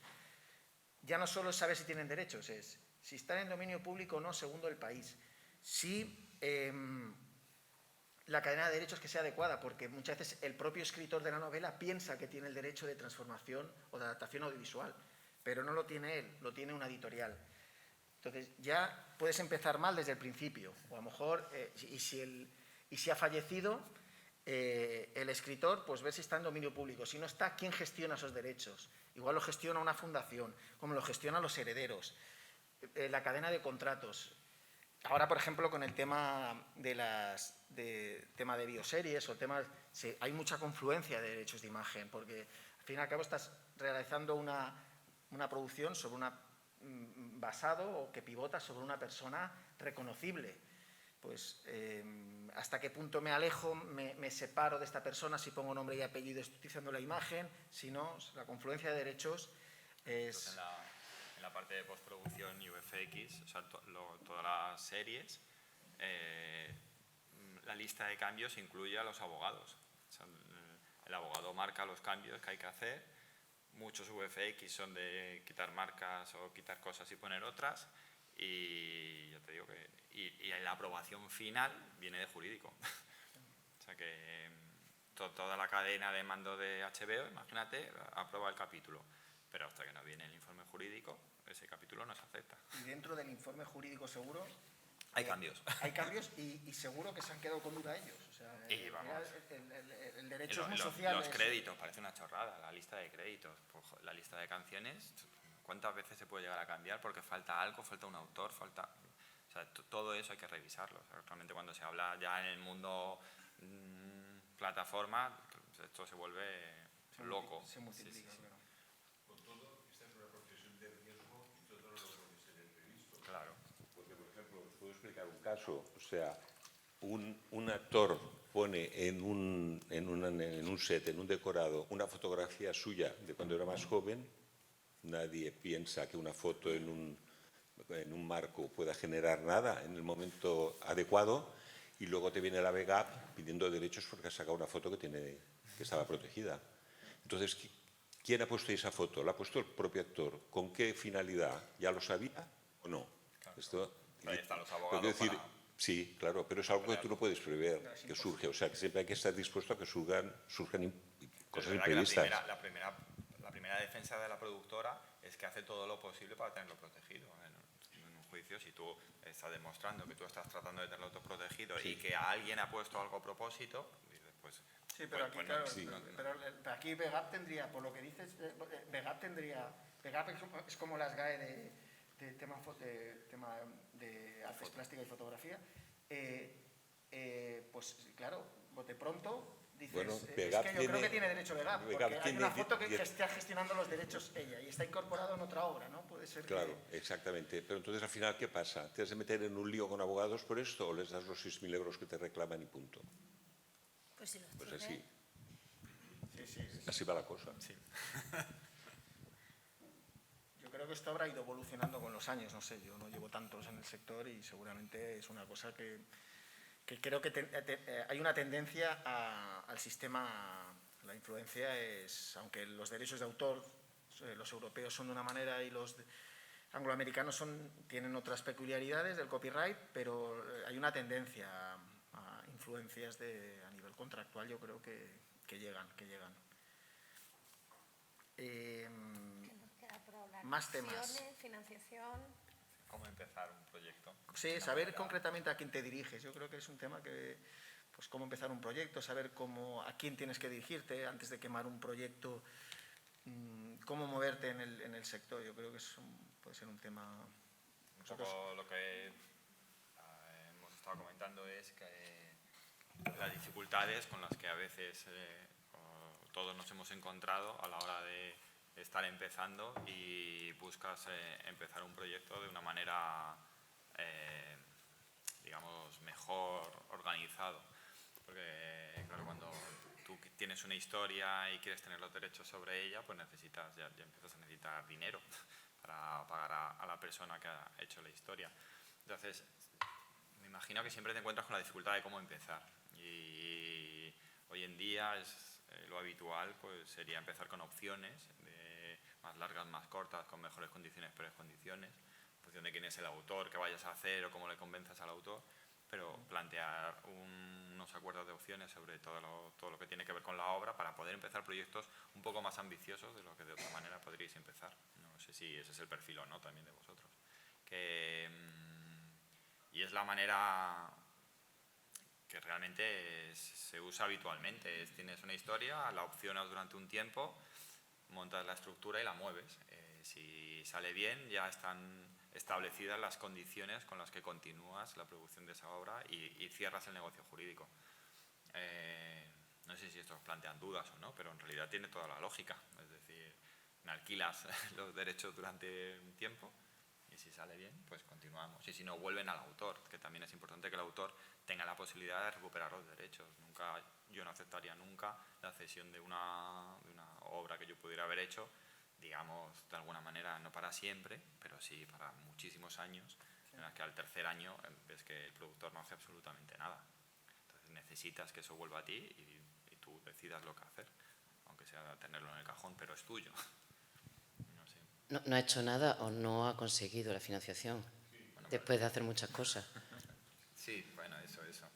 Sí, pero que Hay de todo, hay de todo. Es que también hablábamos de que surgen muchos conflictos porque no sabemos el trabajo que tiene que hacer cada uno. Sí, cierto. Puede ser otro punto. Buen punto. Sí. Sí, la empatía en este sector, además es un sector que parece que discutamos mucho, pero cuenta los pleitos que hay en España de derechos de autor, de productoras y guionistas, directores, coproductoras, yo creo que no hay muchos, ¿no? Por lo menos a nivel jurisprudencia, de otros temas habrá un montón, pero de esto vamos, la sensación es que tampoco hay tanto. Por lo tanto, se puede interpretar mucho, se puede discutir mucho, te puedes llevar más chascos o menos chascos, pero en general se pleitea poco porque el sector, como nos conocemos entre todos, más o menos, a nadie le interesa, salvo los como digo yo, siempre hay los de muy mala fe o los kamikaze, que esto sí que te das cuenta que no puedes negociar porque van más allá de lo que... Cuando hay un equilibrio en la negociación o ves que todo el mundo cede, siempre hay algún perfil, pues el perfil salvaje que digo yo, que a este le da igual todo, a esta le da igual todo y tira adelante. Pero el perfil dura un salvaje poco, exactamente. Sí, correcto, sí. Pero, no, da igual. Bueno, el perfil salvaje es... Es que estaba pensando que lo del perfil salvaje es como una forma muy concreta de definir a un tipo que existe.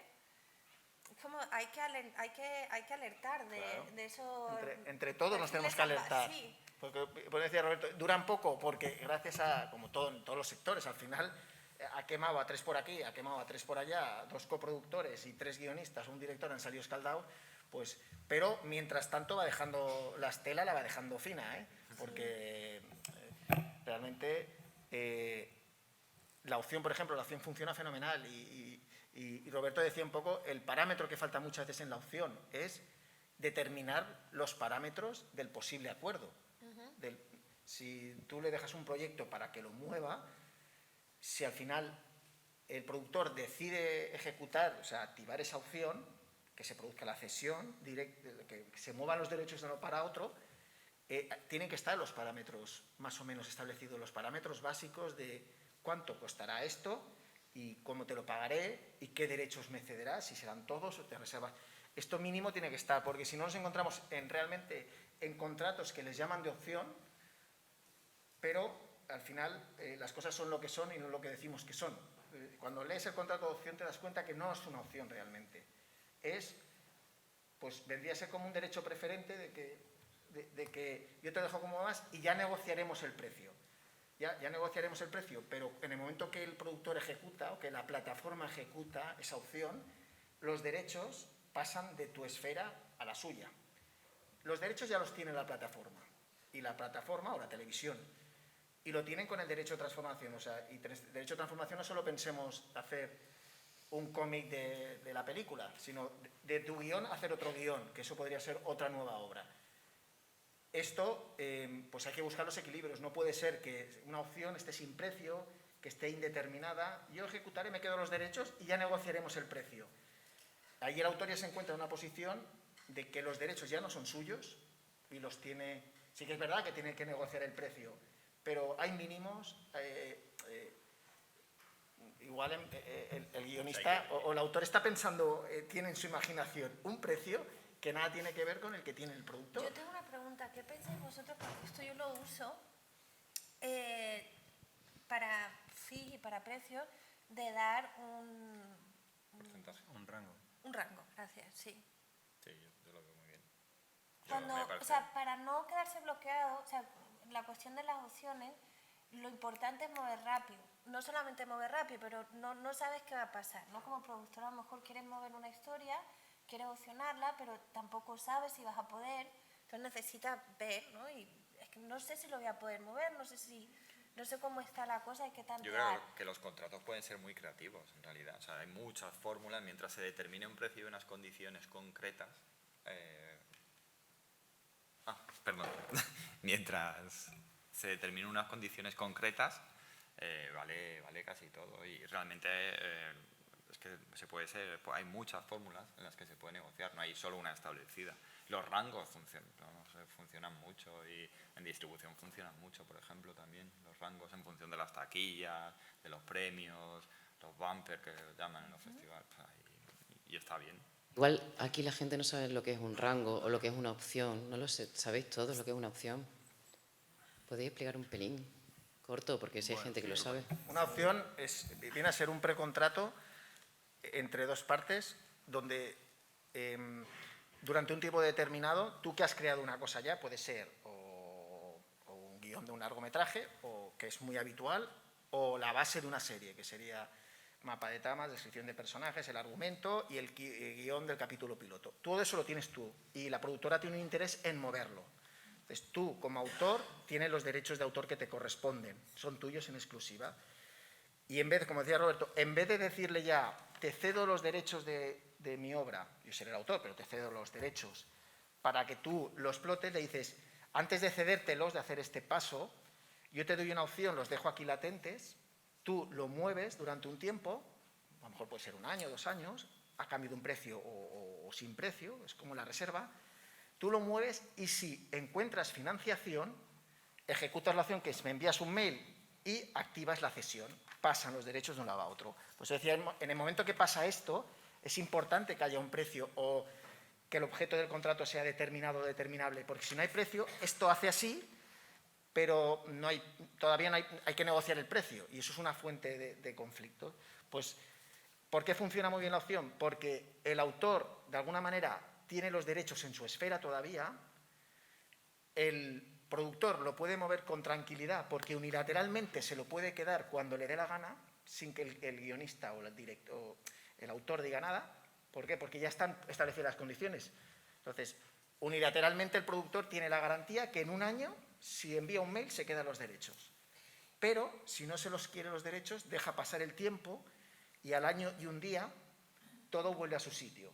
El autor tiene plena disposición, como decía, ahora lo muevo para otro lado, porque la opción siempre es en exclusiva. O sea, no puedo, la opción es, te lo cedo a ti, te lo reservo a ti para que tú lo muevas. Es como si fueras a comprar un piso, la reserva que dices, durante un tiempo me lo quedo yo. Pues durante un tiempo tú muévelo y si decides quedártelo, te lo quedas. ¿Por qué funciona muy bien? Porque todo el mundo está tranquilo. El guionista está tranquilo que los derechos, si no pagan y ejecutan, los sigue teniendo. Y el productor, ponga la cantidad que ponga, pues el proyecto vale X, o esto vale tanto y te contrataré como guionista de la serie. Está tranquilo porque no tiene que pagar si no ejecuta la opción. Entonces, es como un sistema que da mucha tranquilidad para todo el mundo. Yo tengo un inciso, o sea, el guionista se queda tranquilo porque al final aprendes que esas son las reglas del juego, pero como guionista la primera vez yo me acuerdo de eso, la primera vez que te viene a opcionar dices, ¿pero esto qué es?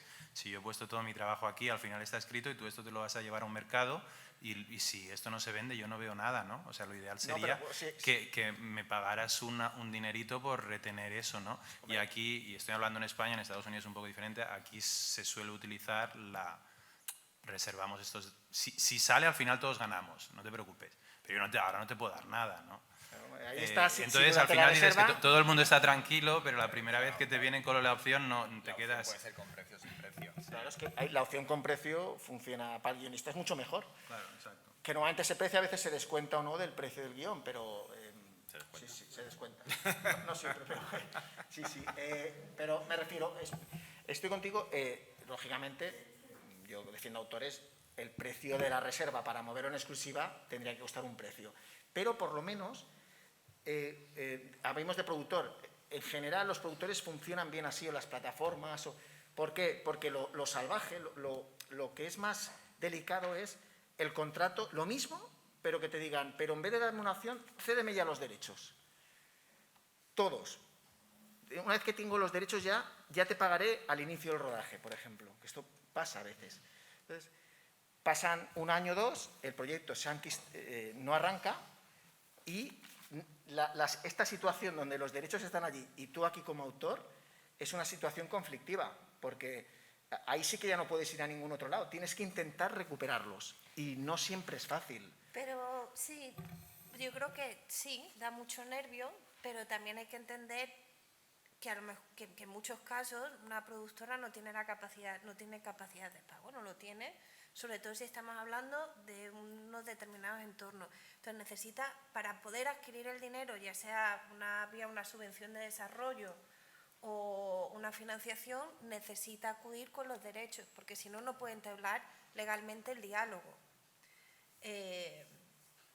Entonces, bueno, funciona, por eso las productoras no dejan de ser empresas pequeñas, la mayoría, realmente. Entonces, tampoco...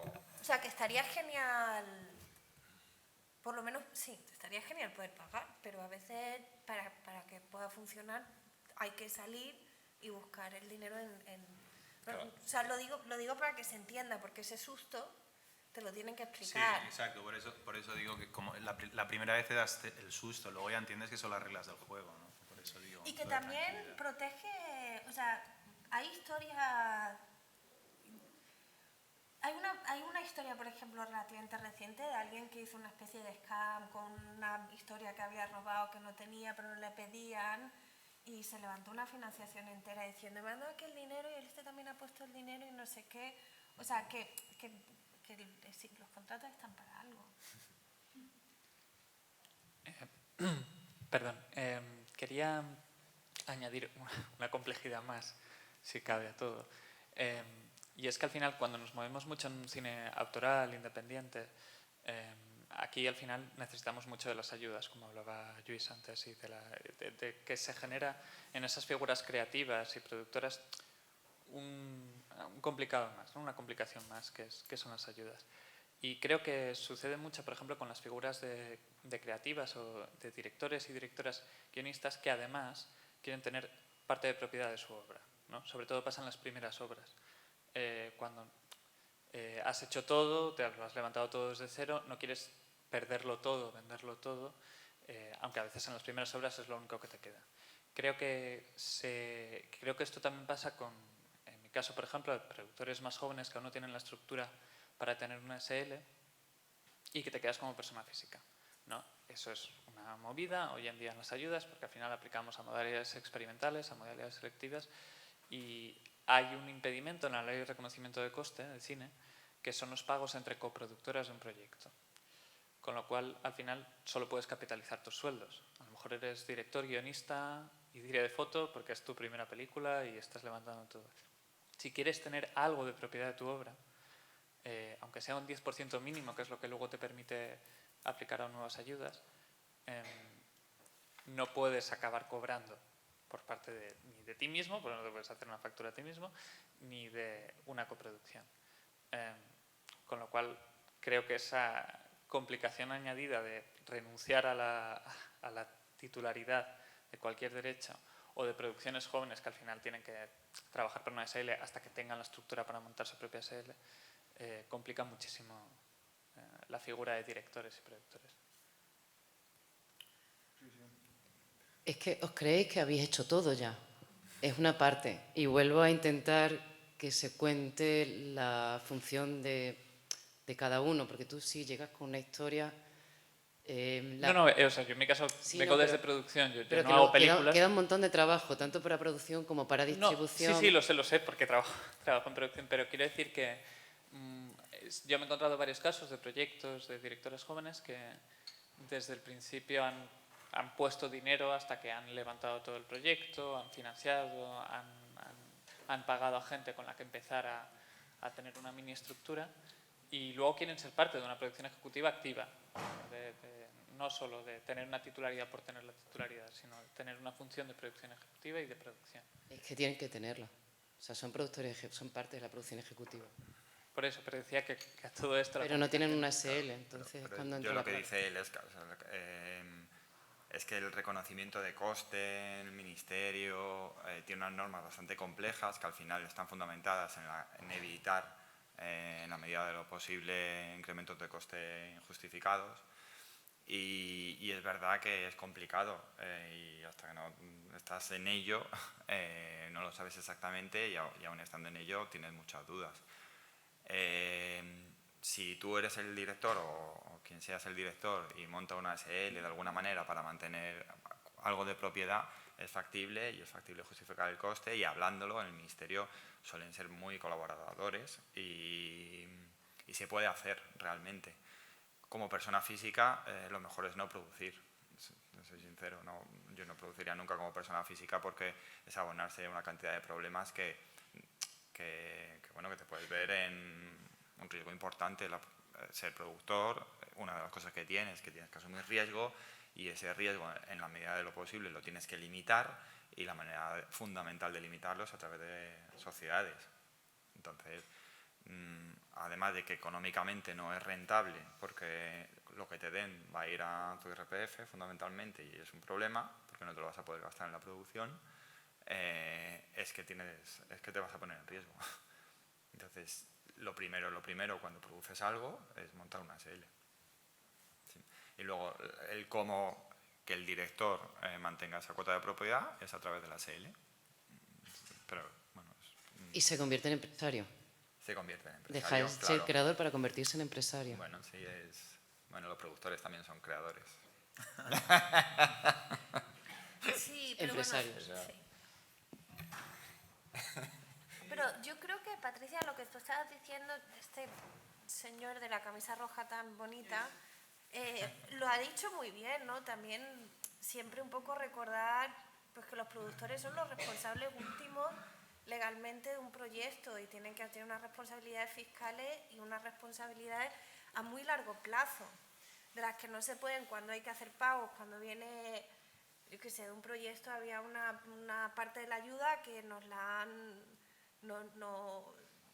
a los meses no entra, hay un recurso, quiero decir, han pasado un año y pico desde que acabamos un proyecto y todavía tienes que hacer contabilidad y esas responsabilidades son responsabilidades de los productores.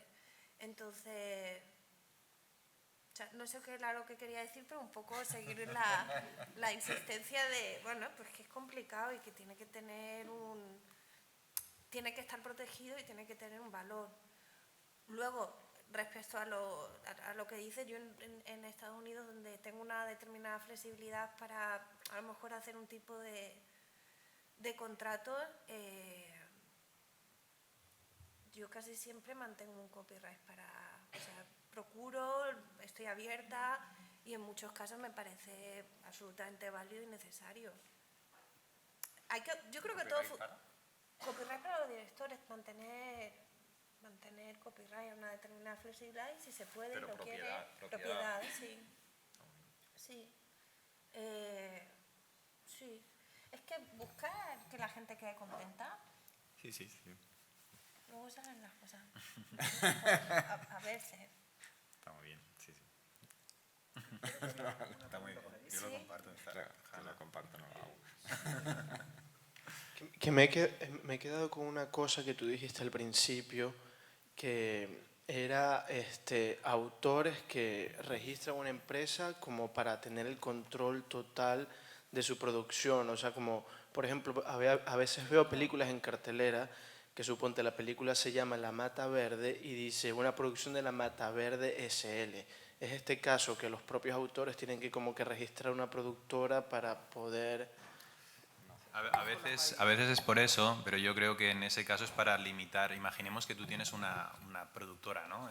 Pues por ejemplo en el caso de Hanna a lo mejor La Panda, ¿no? Pero imagínate que haces muchas obras y que quizás una puede acarrear más riesgos que la otra. Entonces, ¿por qué poner en riesgo toda tu productora? Normalmente lo que se hace es se crea una productora a nombre de la película, ya sea la mataverde.sl o en este caso, en el caso de Estados Unidos, pues sería LLC o lo que sea, y limitas los riesgos de esa película a la productora que se ha creado para hacer esa película. Yo creo que a lo que él se refiere son a las AIEs. Normalmente lo que tú estarás viendo ahora en España mucho es que la Mata Verde produce la Mata Verde AIE o 1000 títulos así. Una agrupación de interés económico.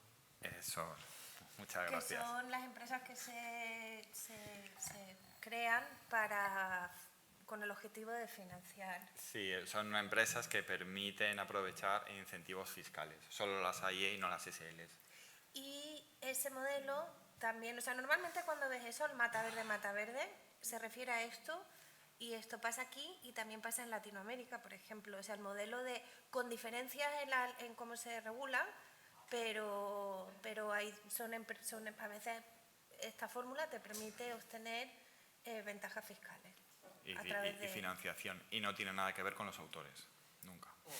Y solo son para esa película, de hecho, no puedes utilizarla para la O sea, serie. realmente sí pueden utilizarlo en todas las películas, pero lo que pasa es que se hacen así porque los inversores, es una estructura un poco complicada, que los inversores solo invierten en esa peli y se benefician de las pérdidas de esa película y es como complicado. Entonces al final cada AI es una peli, aunque una AI podría producir muchas películas. Que es el título normalmente, ¿no? Bueno, un título se lo inventan. Tiene que haber un nombre de una empresa, pues o es el título o es algo relacionado con el título o normalmente los productores con las AI lo que hacemos es hacemos AI al principio del año para aprovecharlas a lo largo del año, porque ahí luego se van metiendo los inversores. Y los autores, lo que él preguntaba, va más relacionado con el autor, yo creo, corrígeme si... con el autor que quiere mantener una parte de la obra y entonces monta una productora con la que se hace coproductora. Y entonces así es coproductora de su obra y los rendimientos, si hay rendimientos, en su proporción llegan a él. Que a veces invierte su propia creación, ¿no? O sea, la participación tuya como coproductor muchas veces no es una aportación autoral, es una parte de tu guión, ¿no? Que lo aportas y te llevas un porcentaje del resultado final, ¿no? Y a nivel legal o bueno fiscal, la duración de la AIE es durante 3 años por lo menos. Eso se tiene que mantener. Luego puede volver. No puedes mover la propiedad de la película durante ese periodo. Porque si no pierdes las ayudas. Y luego puede desaparecer esta organización. Podría. Ok. Sí. Sí. Yo estaba pensando en una cosa, que estamos hablando de las opciones, y otra cosa que yo he hecho, que no es una opción técnicamente, pero creo que puede ser un diálogo interesante, es como ser opcionada como productora. Es decir, para proyectos, para presentar proyectos a WIPs, a becas, ayudas, yo he presentado con gente con la que tengo confianza, con amigos con los que he trabajado. Es como, mira, quiero presentar a esto, pero necesito presentarlo con una productora, ya sea que necesite la productora, simplemente con la figura de un productor. ¿Me dejas tu nombre? ¿Me dejas tal? Entonces, también, o sea, no es legalmente una opción, pero siempre que eso pasa, pues siempre procuro que haya algo escrito en caso, entonces pues, hablarlo, ¿no? Entonces también creo que esto es interesante tenerlo en cuenta para, no sé, utilizar a vuestros productores, pero dejar cosas por escrito. Y yo estaba en La Panda, pero mi productora se llama Amplitud. Pues hay Sí. que opcionar Amplitud para presentar proyectos. Sí, bueno, creo que también cuando uno se está formando hay ciertos conflictos, y no contratos tampoco. Pasa de que también creo que cuando, bueno, yo llevo un máster y cuando haces la serie te hacen trabajar en equipo, ¿no? De 4 personas. Y creo que ahí quizás por una, no sé, quizás falta bueno, si nos estamos formando igual, creo que por parte de las instituciones educativas tiene que haber cierta, no sé, información respecto a cómo van a hacer la edición de los derechos, ¿no? Porque resulta que, o sea, con la serie pasa que un compañero, bueno, todos vamos con una idea y se seleccionan, no sé, 4 y luego el resto se junta, ¿no? Pero no es solo una idea, ¿no? Muchos llegan con un proyecto mucho más sólido, ya que de hecho sufre cambios, pero no necesariamente a un nivel de ir con algo tan vago como un logline, ¿no? Sino algo mucho más trabajado por varios meses. Y cuando ya forman los grupos, tampoco hay una definición clara o sea, se establece a veces de que todos tienen como un cuarto del proyecto, ¿no? Pero el creador, o sea, tampoco tiene algo diferencial, ¿no? Lo cual a mí me parecía extraño, ¿no? Y uno sigue trabajando y pese a eso tampoco hay en ningún momento hay como una charla o se pone eso en papel. Y pues ahí después hay uno que no trabaja, otro que no, pero estás ligado a todas esas personas y porque es así, ¿no? Y no solo en una serie, hay casos que son duplas de largos, entonces es ya una dinámica que viene siendo, y si te estás formando tampoco hay o sea, como en el plano de formación hay tanta, poca información, ¿no? Para alguien que luego va a salir a lo profesional y no va a tener idea de cómo, que ya no va a querer ni siquiera trabajar con más gente si tiene un problema, ¿no? ¿Qué le pasó a un compañero que realmente ya no quiere trabajar solitario, ¿no? Bueno, eso es como, no sé, una reflexión y bueno, si hay, o no, bueno, por ahí, ¿no? Si hay profes ahí. Sí, sí, bueno, ya hemos hablado un poquito al principio, el tema de las coautorías, de las susceptibilidades sobre idea original, sobre la colaboración. Yo siempre digo que la colaboración es buenísima, como todo en la vida. O sea, colaborar siempre es bueno, siempre se haga con un orden y sabiendo con quién trabajas, porque las obras en colaboración pues tienen eso, pues que uno puede que trabaje menos, otro que trabaje más, otro que le dé más valor a una cosa, otro le da más valor a la otra. Cuando se incorpora cada uno es un momento, a nivel jurídico es importante, porque da la sensación de que podemos tener una obra entre 3, que somos coautores, luego dejamos que un cuarto o una cuarta haga una nueva versión. Esto pasa pasa de cuando esta nueva versión es una nueva obra que le corresponde solo a ella basada en la anterior, o ya son 4 coautores en porcentaje. No es fácil determinarlo, porque es muy subjetivo todo. Se reconoce una obra en la anterior, seguro. ¿Es una obra derivada? Sí, pero han colaborado incluso el lapsus temporal que estás colaborando con otro es importante, porque si tenemos una obra entre 3 y después, un año después, una tercera persona hace una versión, la sensación es que estamos en coautoría todos, ¿no? Pero a lo mejor no estamos en coautoría. A lo mejor la nueva versión es una nueva obra y 100% le corresponde a ella, lógicamente, sin perjuicio de que parte de una obra anterior.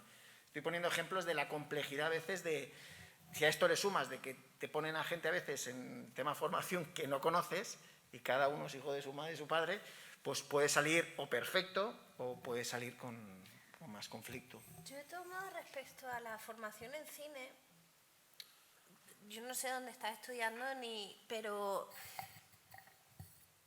por ejemplo el AFI es una escuela y hay muchas otras escuelas donde se centran en darte una formación profesional que tiene mucho valor, vas a ser un profesional del cine. Pero creo que también hay que respetar y que la formación de cine, es decir, hay un valor en trabajar sin tener que pensar que lo que estás haciendo es un producto. Esa libertad que te dan esos años de formación, también hay valor en poder disfrutarlo, porque luego la vida no te lo va a poder dar. Luego vas a tener que ganar dinero con esto o con otras cosas para poder hacer esto. Entonces, el tener unos años donde uno pueda crear liberándose de eso, también es muy válido. Y luego, bueno, aprender a colaborar. Te puede salir bien, te puede salir mal, pero creo que tiene un valor. Por supuesto. Lo único es que cuando el valor está, pero sea en una formación o sea en un ámbito posuniversitario, lo que sea, el saber como guionista que empiezas, de que estás generando unos derechos de autor que no es como colaborar en otras facetas de la vida. Que aquí, por tema de derechos morales, hay muchas afectaciones. O sea, tanto es así que a lo mejor el colaborar con alguien, por poco que sea, supone que, por ejemplo, a nivel español, a nivel europeo, es la unanimidad para divulgar la obra. Necesitas unanimidad, ¿no? Esto no es como un vecindario que puedas ir, bueno, si somos más del 50 de coautoría, vamos y lo podemos vender a... No, si uno tiene un 2% de autoría o muy poquito que haya hecho, necesitas la unanimidad de todos para empezar o modificarla o divulgarla, que son derechos morales que quedan afectados. Entonces, sí que es verdad que tendría que ser todo más natural, pero aun a pesar de la naturalidad, los alumnos tienen que estar situados en donde están porque están vinculados a unos derechos de autor que tienen su fuerza.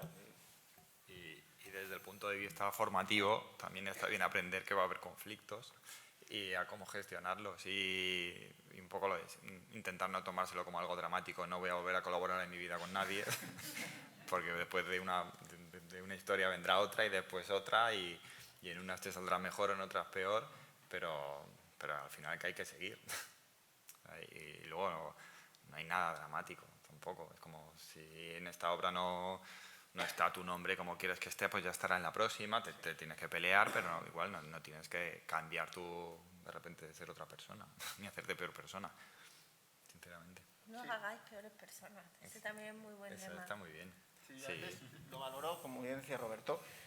Es una reflexión, yo creo que es muy buena en el sentido, lo que decíais, de que el desgaste a veces que supone, el que no aparezcas en los títulos de crédito como quieres, o que tengas que incorporar a un tercero porque ha colaborado en algo, o el desgaste que supone te da para crear seguramente, mientras tanto, tu cabeza se despeja. O sea, a veces no enquistarse en estos problemas, porque es mucho más fácil decir, bueno, pues no es que acepte o no acepte, pero voy a pasar página y no quedarme bloqueado con según qué aspectos que no, vamos, yo creo que aporta muchas veces poco. Entonces hay que ceder, hay ciertas intemperies en todos los contratos, yo siempre lo digo, es imposible preverlo, como decía el compañero, todo y nada.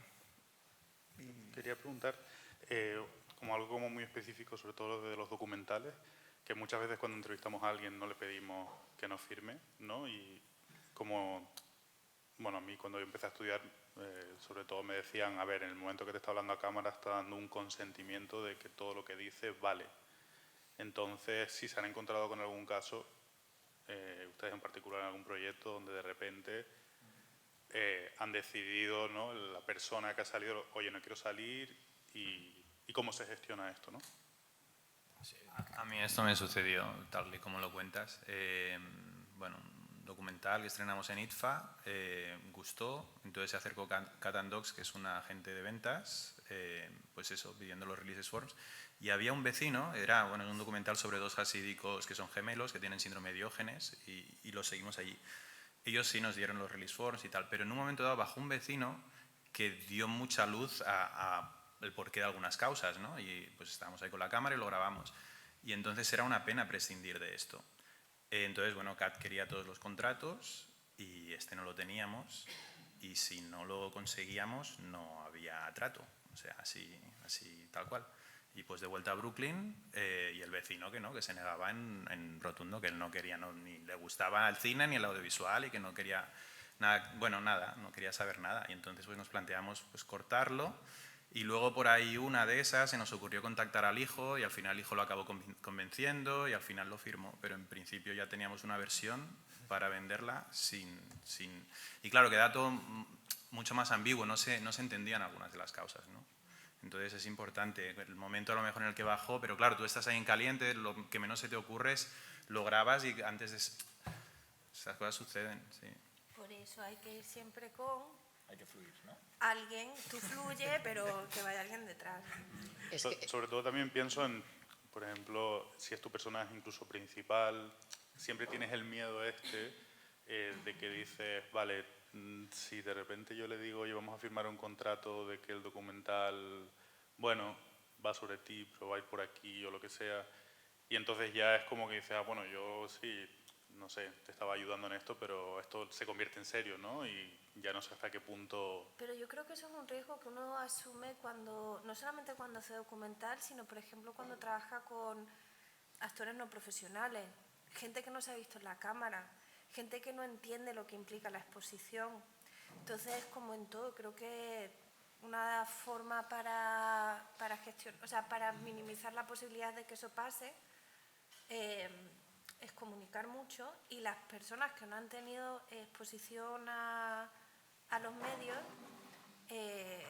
intentar educarles lo máximo posible de lo que pueda pasar y de lo que va a ser. Cuando vayas a un estreno va a ser así y va a pasar esto y te va a ver esta gente.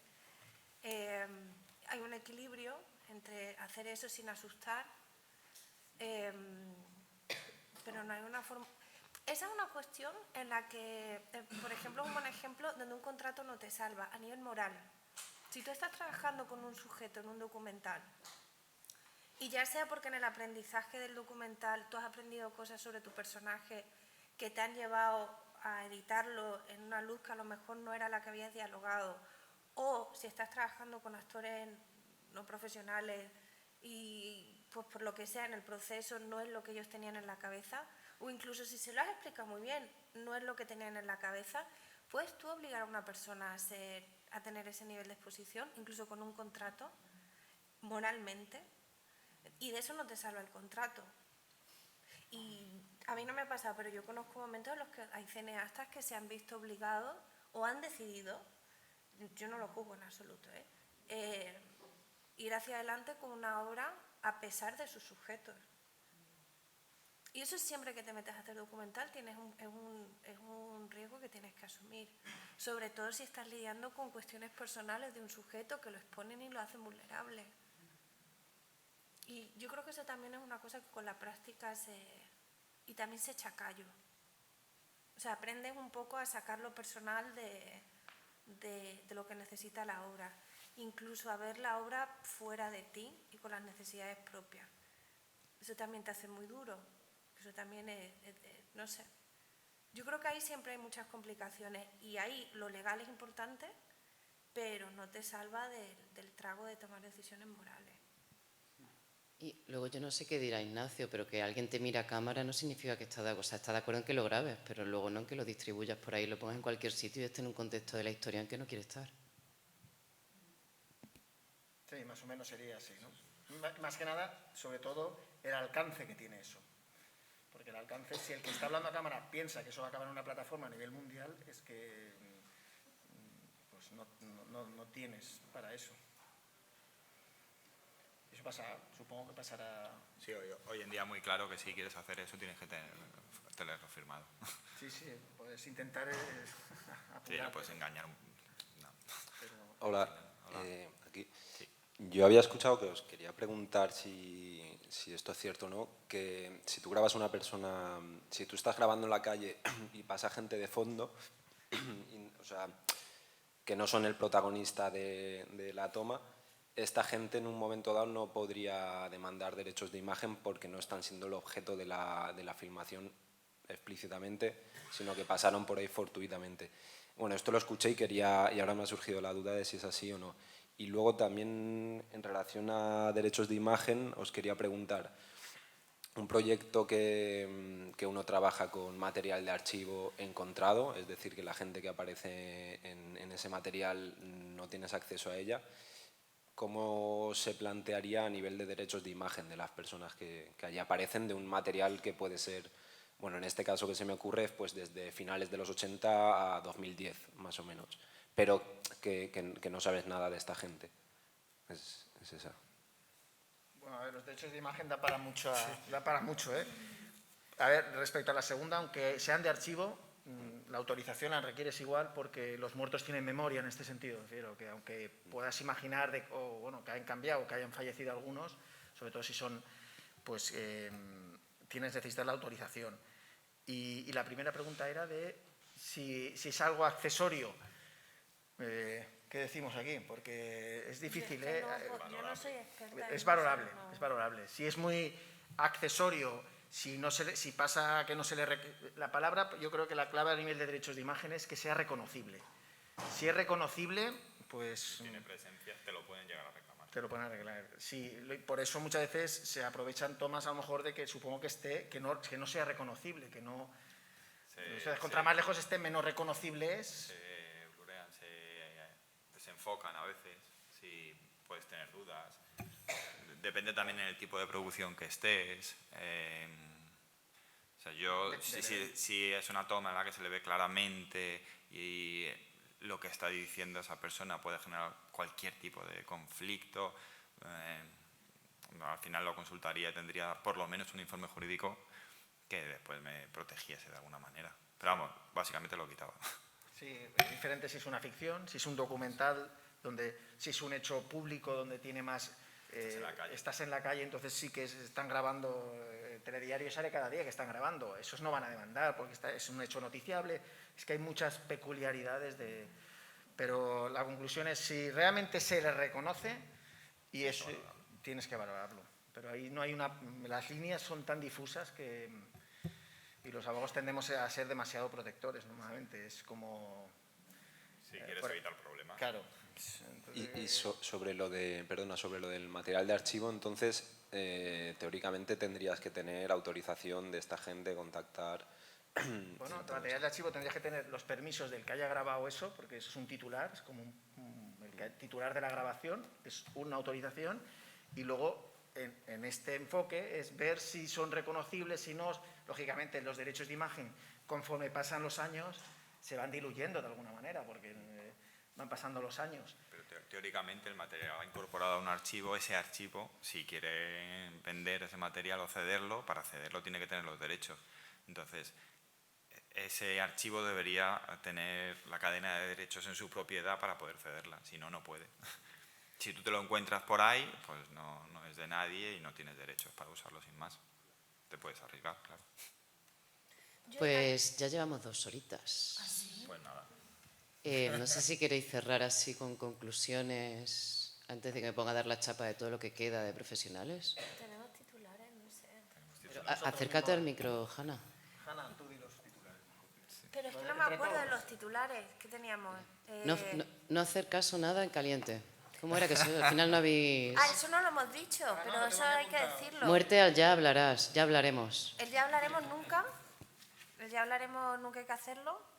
Es verdad, no hacer cambios de contrato en caliente. No hacer cambios de contrato en caliente. En rodaje siempre si alguien dice, no, yo renuncio a mi salario, voy a comprar este foco, tú di que no. Jamás no digas que sí. En caliente nunca. ¿Por qué? Porque acaba mal. Porque la gente se arrepiente. Cuando la gente dice, voy a hacer mi salario, un jefe de equipo, un director, porque necesito esta localización inmediata, no puedo vivir sin ella. Y tú lo ves apurado y dices, venga, va, no va a salir bien, se va a arrepentir. Saca el dinero de otro sitio. Ese era un consejo. ¿Qué más teníamos? El de hablaremos, tú no somos partidarios, aunque no somos hay que hablarlo todo, pero siempre, en el momento, ya hablaremos. en el presente. Pero ya hablaremos en futuro. Sí, comunicar, buscar, o sea, en general lo que sale bien es comunicar siempre que puedas, deja escrito todo lo que pueda, aunque sea de forma informal, en puntos, y si uno está buscando el bien común de todas las partes y tiene un poquito de empatía, normalmente es mejor que si vas mirando solo por ti mismo. Totalmente de acuerdo.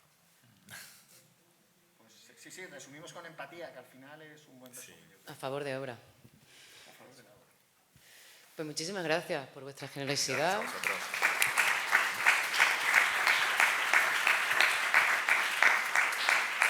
Por vuestras experiencias. Si hay algo que no queráis que salga en cámara, lo cortamos, no os preocupéis antes de publicar el vídeo. Muchísimas gracias a vosotros por participar.